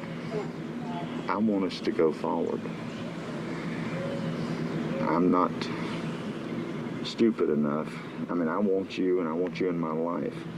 But I'm not going to sit here and feel like that the only way that I can have you in my life is to admit to something to make you feel better that I swear to God as my witness I didn't do. Because I didn't do it. That's a promise in blood. Our blood. I did not do it. I'm not a manipulator as such. As such. You lie. I'll say it one more time and I'm not going to say it again. Because I've said it enough. I did not do those terrible things. And that's it. Okay, so wrong. So I was sitting there, because people ask me this a lot when I've been at film festivals and stuff, like how I sat there. How did you sit there? Honestly, I was sitting there realizing in my brain, and I was like writing a book in my brain. I was like, I was 28 at the time. I've spent my life up until now searching for my dad. And I realized I've been going to man, trying to get loved like I need to be loved by my dad. And you know what? I need to adopt a real dad. I just need to go get a dad, that was what I was thinking. And then later in life, not too much later, I was at the Sundance Film Festival with the most incredible man I've ever met in my life. His name is Jake Eberts. You can look him up. Not now, but when you look up Jake Eberts, he has like 60 something Academy Awards, like Oscars, for any G or PG rated movie. Pretty much any G or PG rated movie is his. And here he has somehow connection to it. Dances with Wolves, Driving Miss Daisy, March of the Penguins, oh my God, Chariots of Fire. I guess goes on and on and on. It's just crazy. You're like, oh, Jake Eberts. He is such an incredible man. He passed away. And he's still very much alive. He's my picture on my altar. It's not my own family. It's Jake Eberts and his wife Fiona, because those were my parents that like adopted me. Because I was standing, I'd just shown the movie. Jake saw it, and I was standing with him, and he gave me the most incredible testimonial about this movie. Like I was just like, what? Like, and I have it. Like I even need to share it more because my thing is hiding. If you haven't figured that out, like I tend to hide in my life. I know that's hard to believe because I'm so out there, but there is like also hiding. And it's because of this. It's because of this stuff. This is why right here. And I'm standing next to him and he gives me this amazing testimonial. And I said to him, wow, thank you. My God, if I had had you as my father, my life would have been so much different. You know what he did? He put his arm around me. He's a really tall guy, a very tall man, and he put his arm around me and he goes, well, you are my daughter. And from that, and he has a family. I mean, he has a daughter and 2 sons. And he, for the rest of his life, called me his daughter in text and emails. Oh, are you kidding me? I photoshopped myself into their family album. I did. I took some pictures and I photoshopped it in the back. Like, I'm like, there I am. I'm like, I got this family. I got this family, y'all. I got these parents. These are the greatest parents ever. Jake and Fiona, they are the most amazing. They're on another dimension now, but they are the most amazing people I ever met in my life. They had the most amazing marriage. I got to witness an amazing marriage. I had never seen one before. I got to go to their anniversaries with, it was just me. I was at dinner with them. I think it was with their 43rd or 44th anniversary. I think it was 43rd. And I was just me and them. It was just me and them. And I was in like heaven. I'm like, oh my God, I got this. I've adopted these parents. And so I tell you that because I could put it in your head, like you like ways to remove this and fill the void. Because I believe me, if you haven't figured it out, I know the void very well of the longing and the hurt. Adopt them, make it up, like connect with people. Say like, hey, you want to be my mama? You want to be my dad? Let's just be that for each other. You don't need Jake Everett's. You need the feeling. And so I have a dad. So when my morning meditations and my morning walks and stuff, I'm like, I'm so grateful for my awesome father. I mean that as God, and I also mean that as my adopted dads. And I have since adopted other dads too. I've had my friend George, who's been my adopted dad since I was 17. He's more of my lectury. Like he gives me like lectures like save your money and stuff like that. Jake was like the epitome of a gentleman, the most respectable gentleman that I've ever met in my life, and who's doing great things in the world. Show me that man. I met him and he's my dad.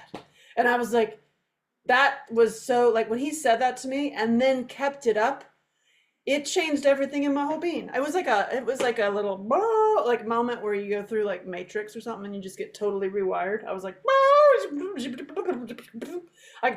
and so I say that to you so that you don't need Jake Everett's. You don't need, that's why I do these things. That's you need the feeling that fills the void, that this can be taken out and then you can have this, right? So for this, when this is watched later in classes, I want to break it up to like right now would be a great place to stop and everybody lays it down.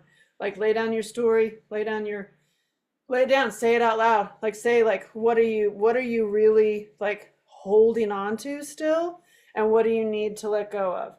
After this happened and I confronted my dad, I had a dream. It was a very intense day, as you can imagine. And I had a dream. I write about it in my book. I write about all my dreams. And I had a dream that I lost it. I lost my mind. Like I was like, I like, whoa. And the next morning I woke up and we were on our way to the next Angela. And I said to my camera guy, my DP, I was like, I have this thing. I don't want to do it. I don't want to do it. Just like I didn't even want to go see my dad. I said to my crew when I found out that my dad was living in the same town as this Angela, I told my crew that. I was like, so I kind of have to do that. I think on the day off or something, I'm going to go confront him because I'm like, I just found this out. And they looked at me like I was a damn fool. They were like, Angela, you're not going, that's your movie. You're going to confront your dad. I'm like, by myself without all y'all. And they're like, no, dummy, this is your movie. I was like, so I was not there. Like I was in like, wait, what? I wanted to survey women in America. I did not want to talk about myself. I did not want to talk about my own story. This shoved me into it. And it shoved me into it to get my healing. And so I had this dream. This is what you're about to see. I had this dream that I had to lose it. I said to my DP, I was like, I don't want to do this. Just like I didn't want to like confront my dad. I don't want to lose it, but I had a dream that I have to. And I need to film it. And so basically I want everybody out and just you and just stay out of my way. Don't get hurt. I need to express myself. So this right here coming up is this. It's like when you have a sword in your body, right? To pull it out is going to hurt. And it's going to require crying and mad and so maybe growling. I don't know. And just like imagine. And so it's like, you know, and it doesn't last forever because it has an end point. And what I've seen over the years from all my interviews with survivors is you're scared to cry and you're scared to get mad, either one. Sometimes people like myself, I could cry all day long, but I couldn't get mad because I was afraid I would get mad because it would never end. It has an end point. It doesn't, this is why this analogy works so well, because it does have an end point. You're not going to be crying for the rest of your life. You're not going to be angry and going around being a Tasmanian devil. In fact, I bet you it's much shorter than you expect. It's much shorter than you expect. I promise you. So like just having the freaking, you lay it down, you rage against it, you freaking lose it. You set up a time where you go and you yell and scream. Okay, ready? Here we go. I'm gonna take you through my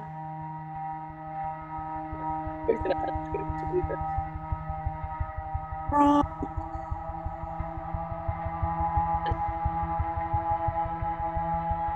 These are yoga straps. Posture. Wrong, even if you don't get caught. Oh no. Oh my God. I literally want to kill someone right now. I'm so pissed off. I'm so pissed off. I'm so pissed off.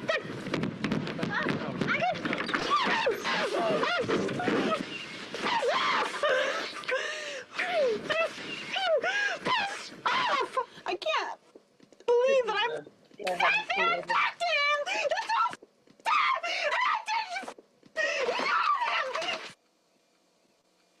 I'm so pissed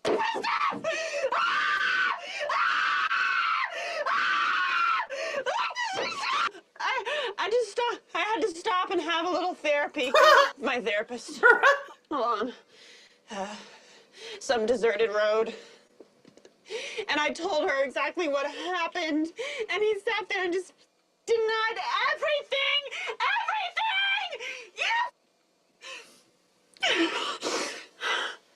And she talked about how it totally with my own reality, and you actually sit there and think that that really didn't happen. You actually start thinking in your head, questioning yourself. My sister, you put cans! That's a lot of fuck yous. That's a lot of and then look where we hold up. Did not plan it. Oh my God, it's a graveyard. Oh my God, it's a graveyard. Graveyard. You can put that down. It's dead now. It's dead now. It's better with the cursing. This is the non-cursing version on YouTube. Two versions on I'll give you links to there, but the non-cursing one is. I know you pressed. You yelled about it. Now you gotta. I need to sit down. I need to sit down.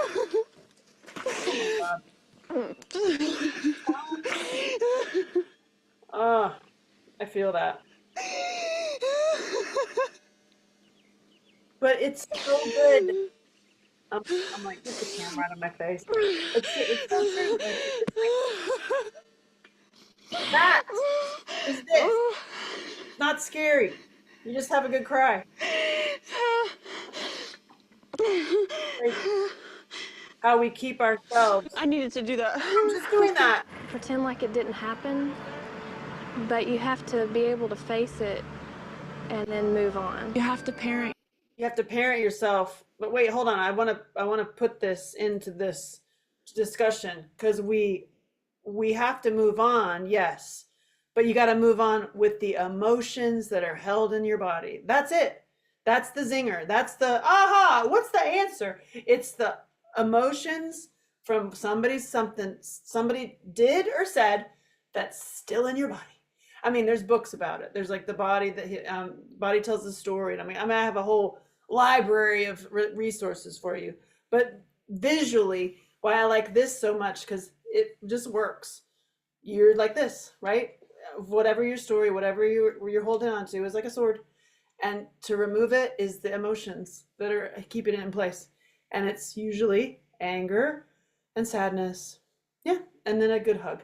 So it's like, that's why I absolutely love the training that I just took, that I'm actually sending you all links to. That's why I'm actually sending that. I wanted to do it on this day, is to tell you about hardcore leadership, because that's a great training to do just that, to like have a place to have, you know what, I need to spill it. I need to like express it, express the sadness, express the rage.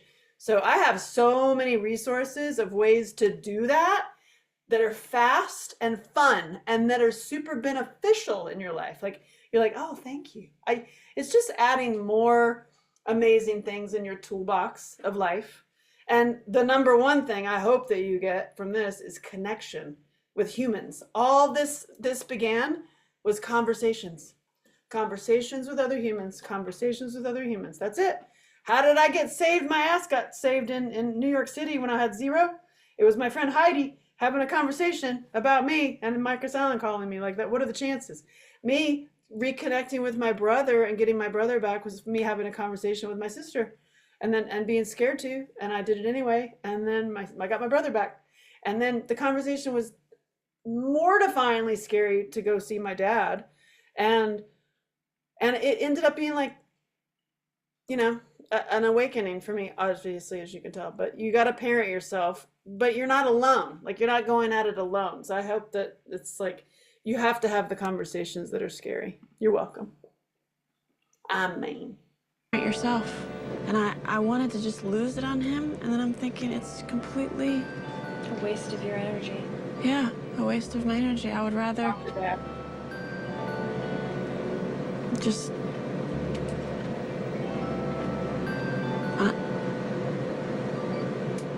allow myself To mourn the death. Yeah, we walked out on the graveyard. I gotta take this t-shirt off. It's really hard looking at that I come from a monster who doesn't think he's a monster. I got angry a couple of times.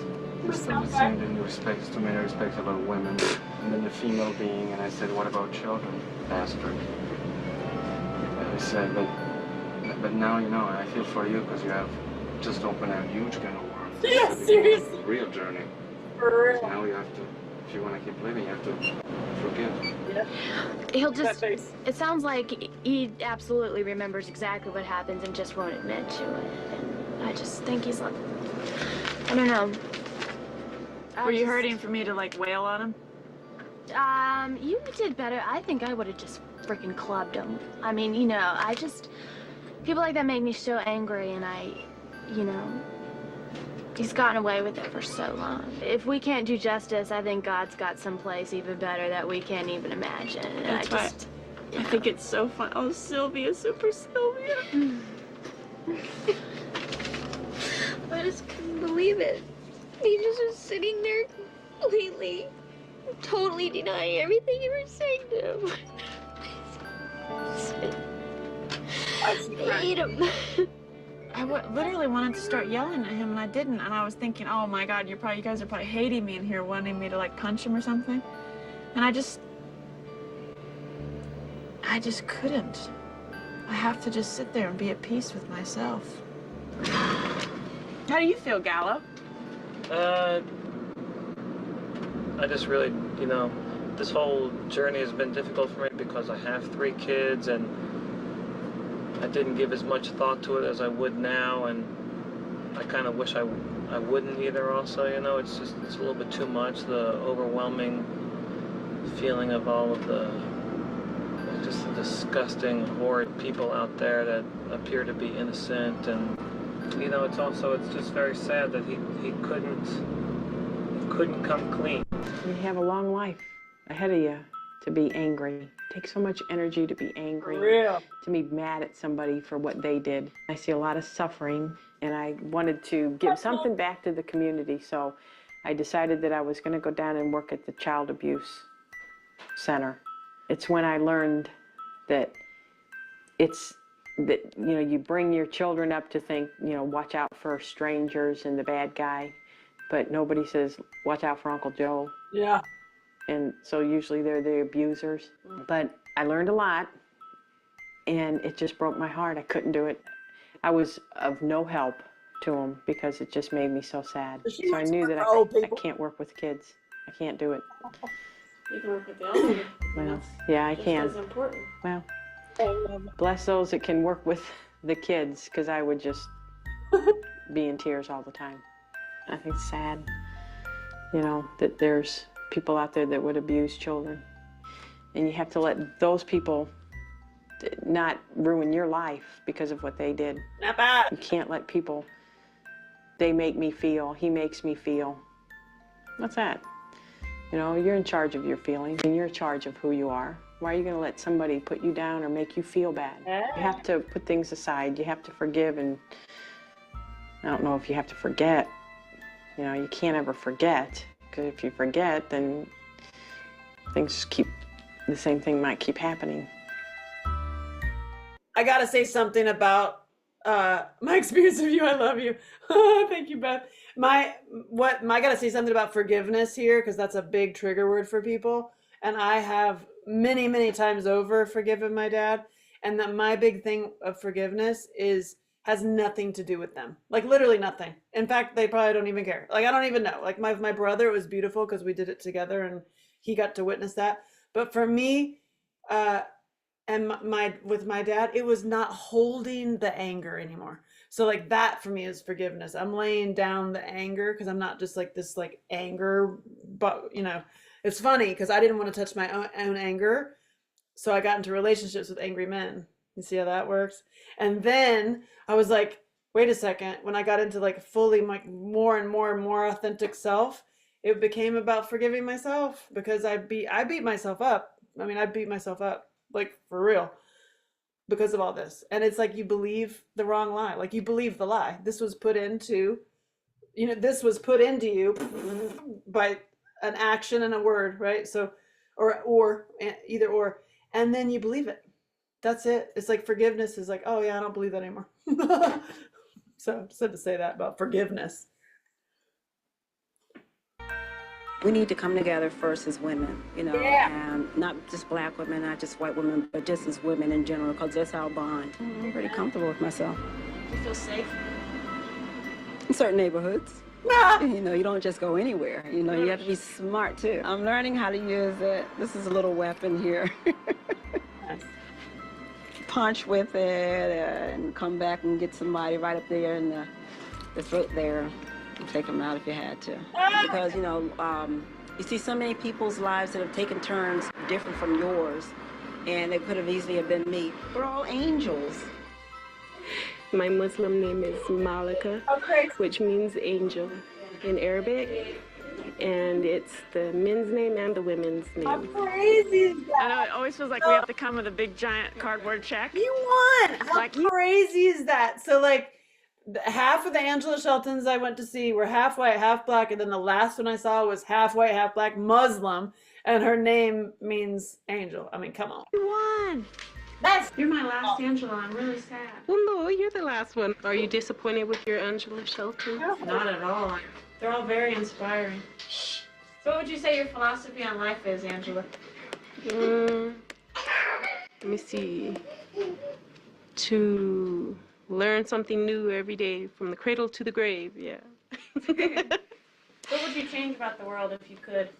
Tell people never lose hope, because there's always hope for the next day.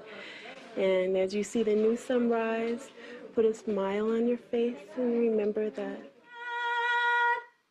Specializes in things that are impossible, and he will do what no other power, Holy Ghost power, Angela went into rehab can do. After I talked to her the last time. God, you know, you came into my life and I wasn't alone anymore. And I just wish everyone could do what I did, you know, and feel good about themselves and get rid of the lower than a dog syndrome. Yeah. A lot of us, especially abuse victims, feel that we're unworthy or unlovable. And, you know, we really are doing that to ourselves. Really, it's about making a choice. You know, what they did to you does not define who you are. And you gotta love yourself. Yeah. You gotta. Oh, I know, and I do now. Did I just hear the anonymous Angela Shelton say she loves herself? What? Yeah. That was amazing. Praise God. Praise God. Praise God. Oh my God, I love it. I love it. Sometimes you just need to live a little and hurt a little before you realize what your purpose is. We're strong enough to break the cycle. And then from you, let the new generation start all this crap having nothing to do with your life. Everybody said that you look funny. You'll never make it in this town, honey. And it got you down for a minute. But it's too late, 'cause now you're in it for the long haul, down that long road. Don't let this town get you, don't let that door hit you. But if they shut one door, then you open another. There's no telling where you'll go from here. And if they take your spirit, keep your soul undercover. Make your path and just stay in the clear. So be wise, be strong, be you. There's nothing that you can do, my dear. Yeah, yeah, yeah, yeah, yeah. Miss Shelton. Yeah, yeah, yeah, yeah, yeah, yeah. Yeah, yeah, yeah, yeah, yeah. Can you believe it? Yeah, yeah, yeah, yeah, yeah. Yeah, yeah. I feel rejuvenated. I feel like I learned a lot on this trip. I learned that I could do it.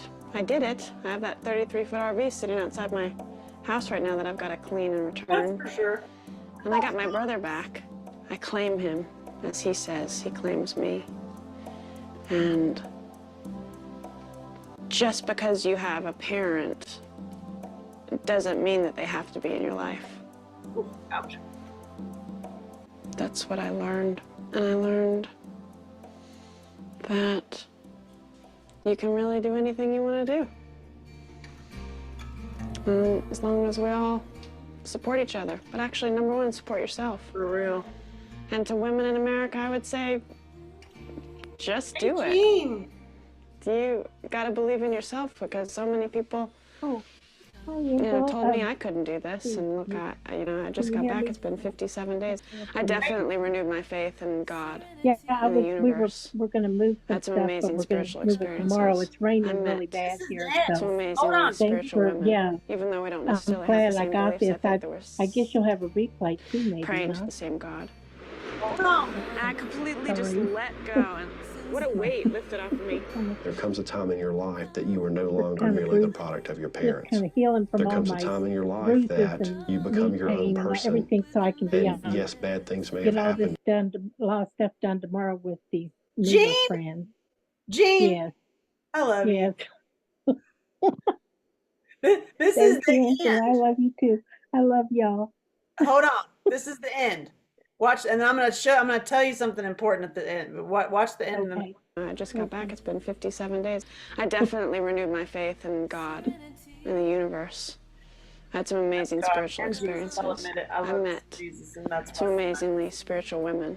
Even though we don't necessarily have the same beliefs, I think that we're praying to the same God. I completely just let go, and what a weight lifted off of me. There comes a time in your life that you are no longer merely the product of your parents.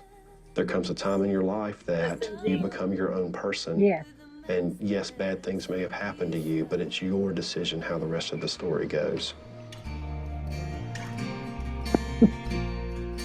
Oh, I have a tennis racket right here. Here's one.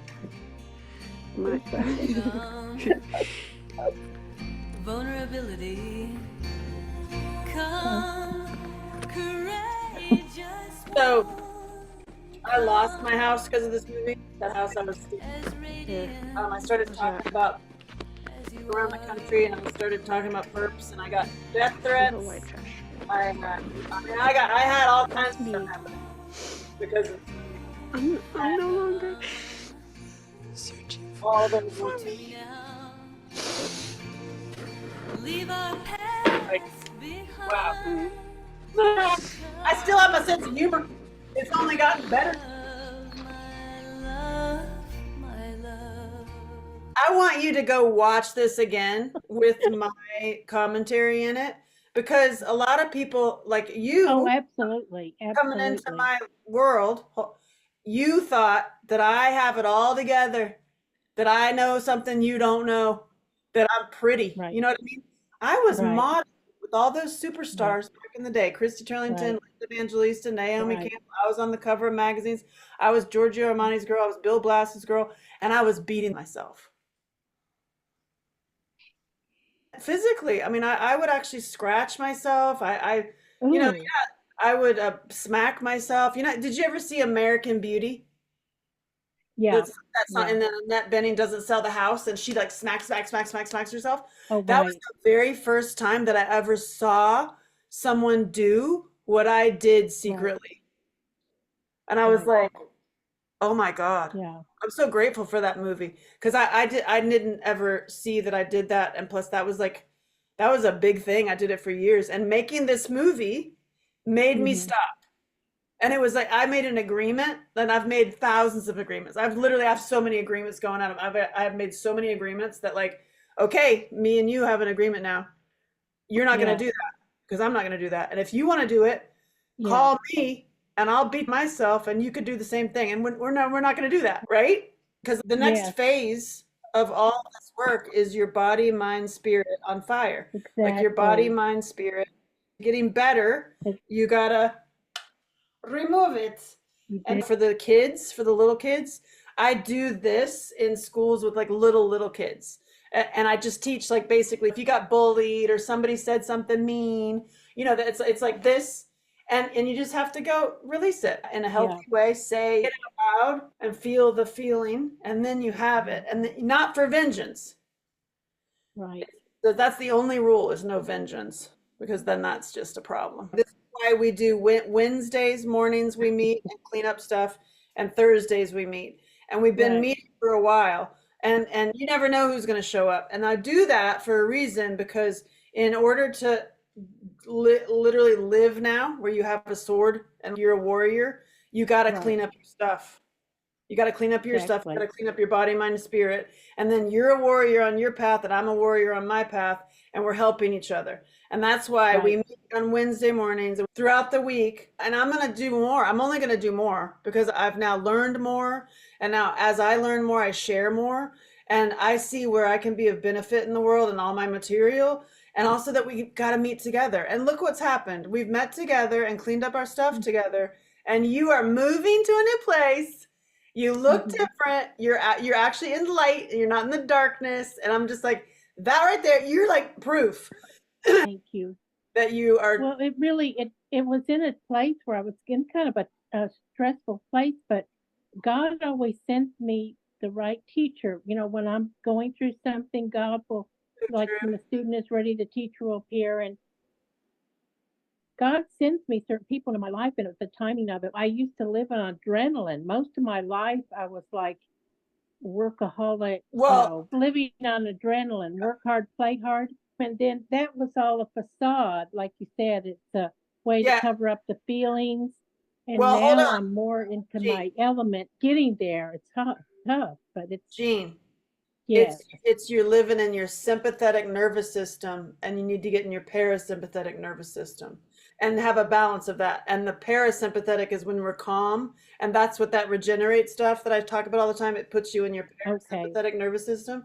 And those of right, us like that were coming from abuse, we were yes, totally in our sympathetic nervous system. I was born in my yes, sympathetic nervous system. On top of all this, I was born 4 pounds, full term, and wow, given 50% chance of living. So like wow, right out of the gate, I'm in sympathetic nerve, like trying to live. yeah, And then right, you're like given into a house that's like, yeah, abusive. So then you're in your sympathetic nervous system. yeah, I've never been yeah, calm. The first time I've been like calm is in my 50s. And yeah. honestly, that's That's why I'm looking just so good. me That's why I'm now like, in my it's because 60s, I think. Yeah, it's yeah, it's because about your nervous system and hmm, balance of body, mind, spirit. And this for me is the answer. It's like this works so well for me. That's why I share right, so much, to take this and put it on your back. I mean, right, sometimes I do actually walk around with this in my back because it reminds me to stand up straighter, Like and I wear yoga straps. So like put my, because we are warriors. There's more of us than there are of them. That, and we are in a world that is run by perps. And when you dissect the actual list, like when you actually just track it and see who's running the money and who's controlling it, you're going to run into people that are doing human trafficking and abusing kids. It just is the facts. And it's like, so when you run into that and you see that what each of us have been through, and all the Angela Sheltons, and we're all mirrors for each other. So my next move is I'm just going to be funnier and I'm more of a drill sergeant. Because I'm like, it's like, how dare you stay stunted? The only thing I see missing that I personally want to work on is urgency. It's a big sword. It is a big sword, right? It is. But it's worth it, and you're wielding it. It's awesome.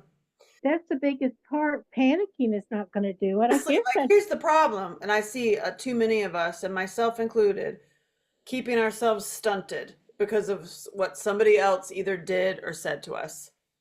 Right. I challenge all of us to like, okay, let's lay it down. What'd they do? What'd they say? It hurt. Okay, let's cry about it. Let's go have a yell about it and then move on. Because just like those Angela Shelton said, where are you stunted? Where are you keeping yourself back? And where can you listen to the other Angela Sheltons? Like they did it. Celebrate the wins, even the small wins. Like you didn't beat yourself up today. You expressed your crying. You forgave somebody today. Celebrate those wins because we sure do beat ourselves up a lot. There's always going to be something to stop you. Yeah, that's it. Argument. Like you can see, I can't do it because whatever. I can't do it because of whatever. Like making this movie, I lost that house I was in. I because of Madoff. So Madoff with my house. I was doing a deal where I was selling all my products, all my trauma and healing work. It was a big, huge deal. And I was doing that in December. And then the whole Madoff thing happened. And the investor who was funding the whole thing killed himself. So the deal was done. And so the deal was done. That's a whole nother movie too. Honestly, every single one of our moments in life, it could be its own movie practically, you know. Oh, isn't that the truth? Yeah. Just so many things. Oh, that's so sad. Well, maybe he's your guardian angel watching for you now, hopefully. That was a terrible thing, that Bernie Madoff thing. That was horrible. I know. Well, it's just like all these perps, you know, they destroy people's families and livelihoods and also bodies and souls and minds. And I'm like, no, we will not allow that to happen.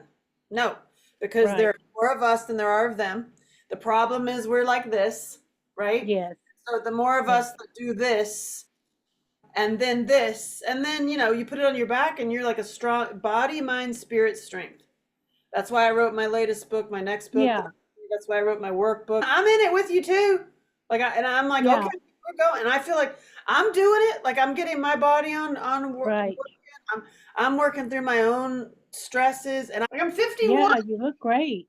I feel great. Just gotta keep on keeping on. Well, I'm never gonna quit. So it's like I'm tenacious. I need to research this thing about the parasympathetic nervous. Don't research it all. Just be in it. Your parasympathetic is just calm and clear. Calm. Doing your breathing all the way out. That gets you into your parasympathetic. Because sympathetic, I know it sounds weird. It's like socialism. Sympathetic sounds like it's good, but it's not. And it's where you're in fight, flight, where you're in like, you know, the bear's chasing you. You got to go. Like, and the sympathetic is calm, clear. You don't want to like just live all the time necessarily. I mean, you still need the other one because you need to like, come on, let's run. But so. Yeah, I used to always wait for the other shoe to drop. Like I'm always in anticipation. Something's going good. You know. And now I thought, you know what? So what? What if, you know, like one thing that just simple thing that you said one day in our little meeting, I quit worrying so much about, you know, the whole clutter thing is like it's an addiction, just like with the weight. 100. I see the correlation now between all of it. It's like a whirlwind of like a wall around myself to keep me from all the things that I'm capable of doing. It just keeps me from my purpose. I'm stepping out of that and my wounds and my trauma wounds and letting it go, pulling the sword out, letting it go, let it go. It's a daily practice. I was like, It's a daily practice. All right, y'all. I love. What are we gonna do? What are we gonna do? Removing this. Well, I love you. I hope that helped. I hope that was entertaining. It was. Thank you. I love you. What are we gonna do now?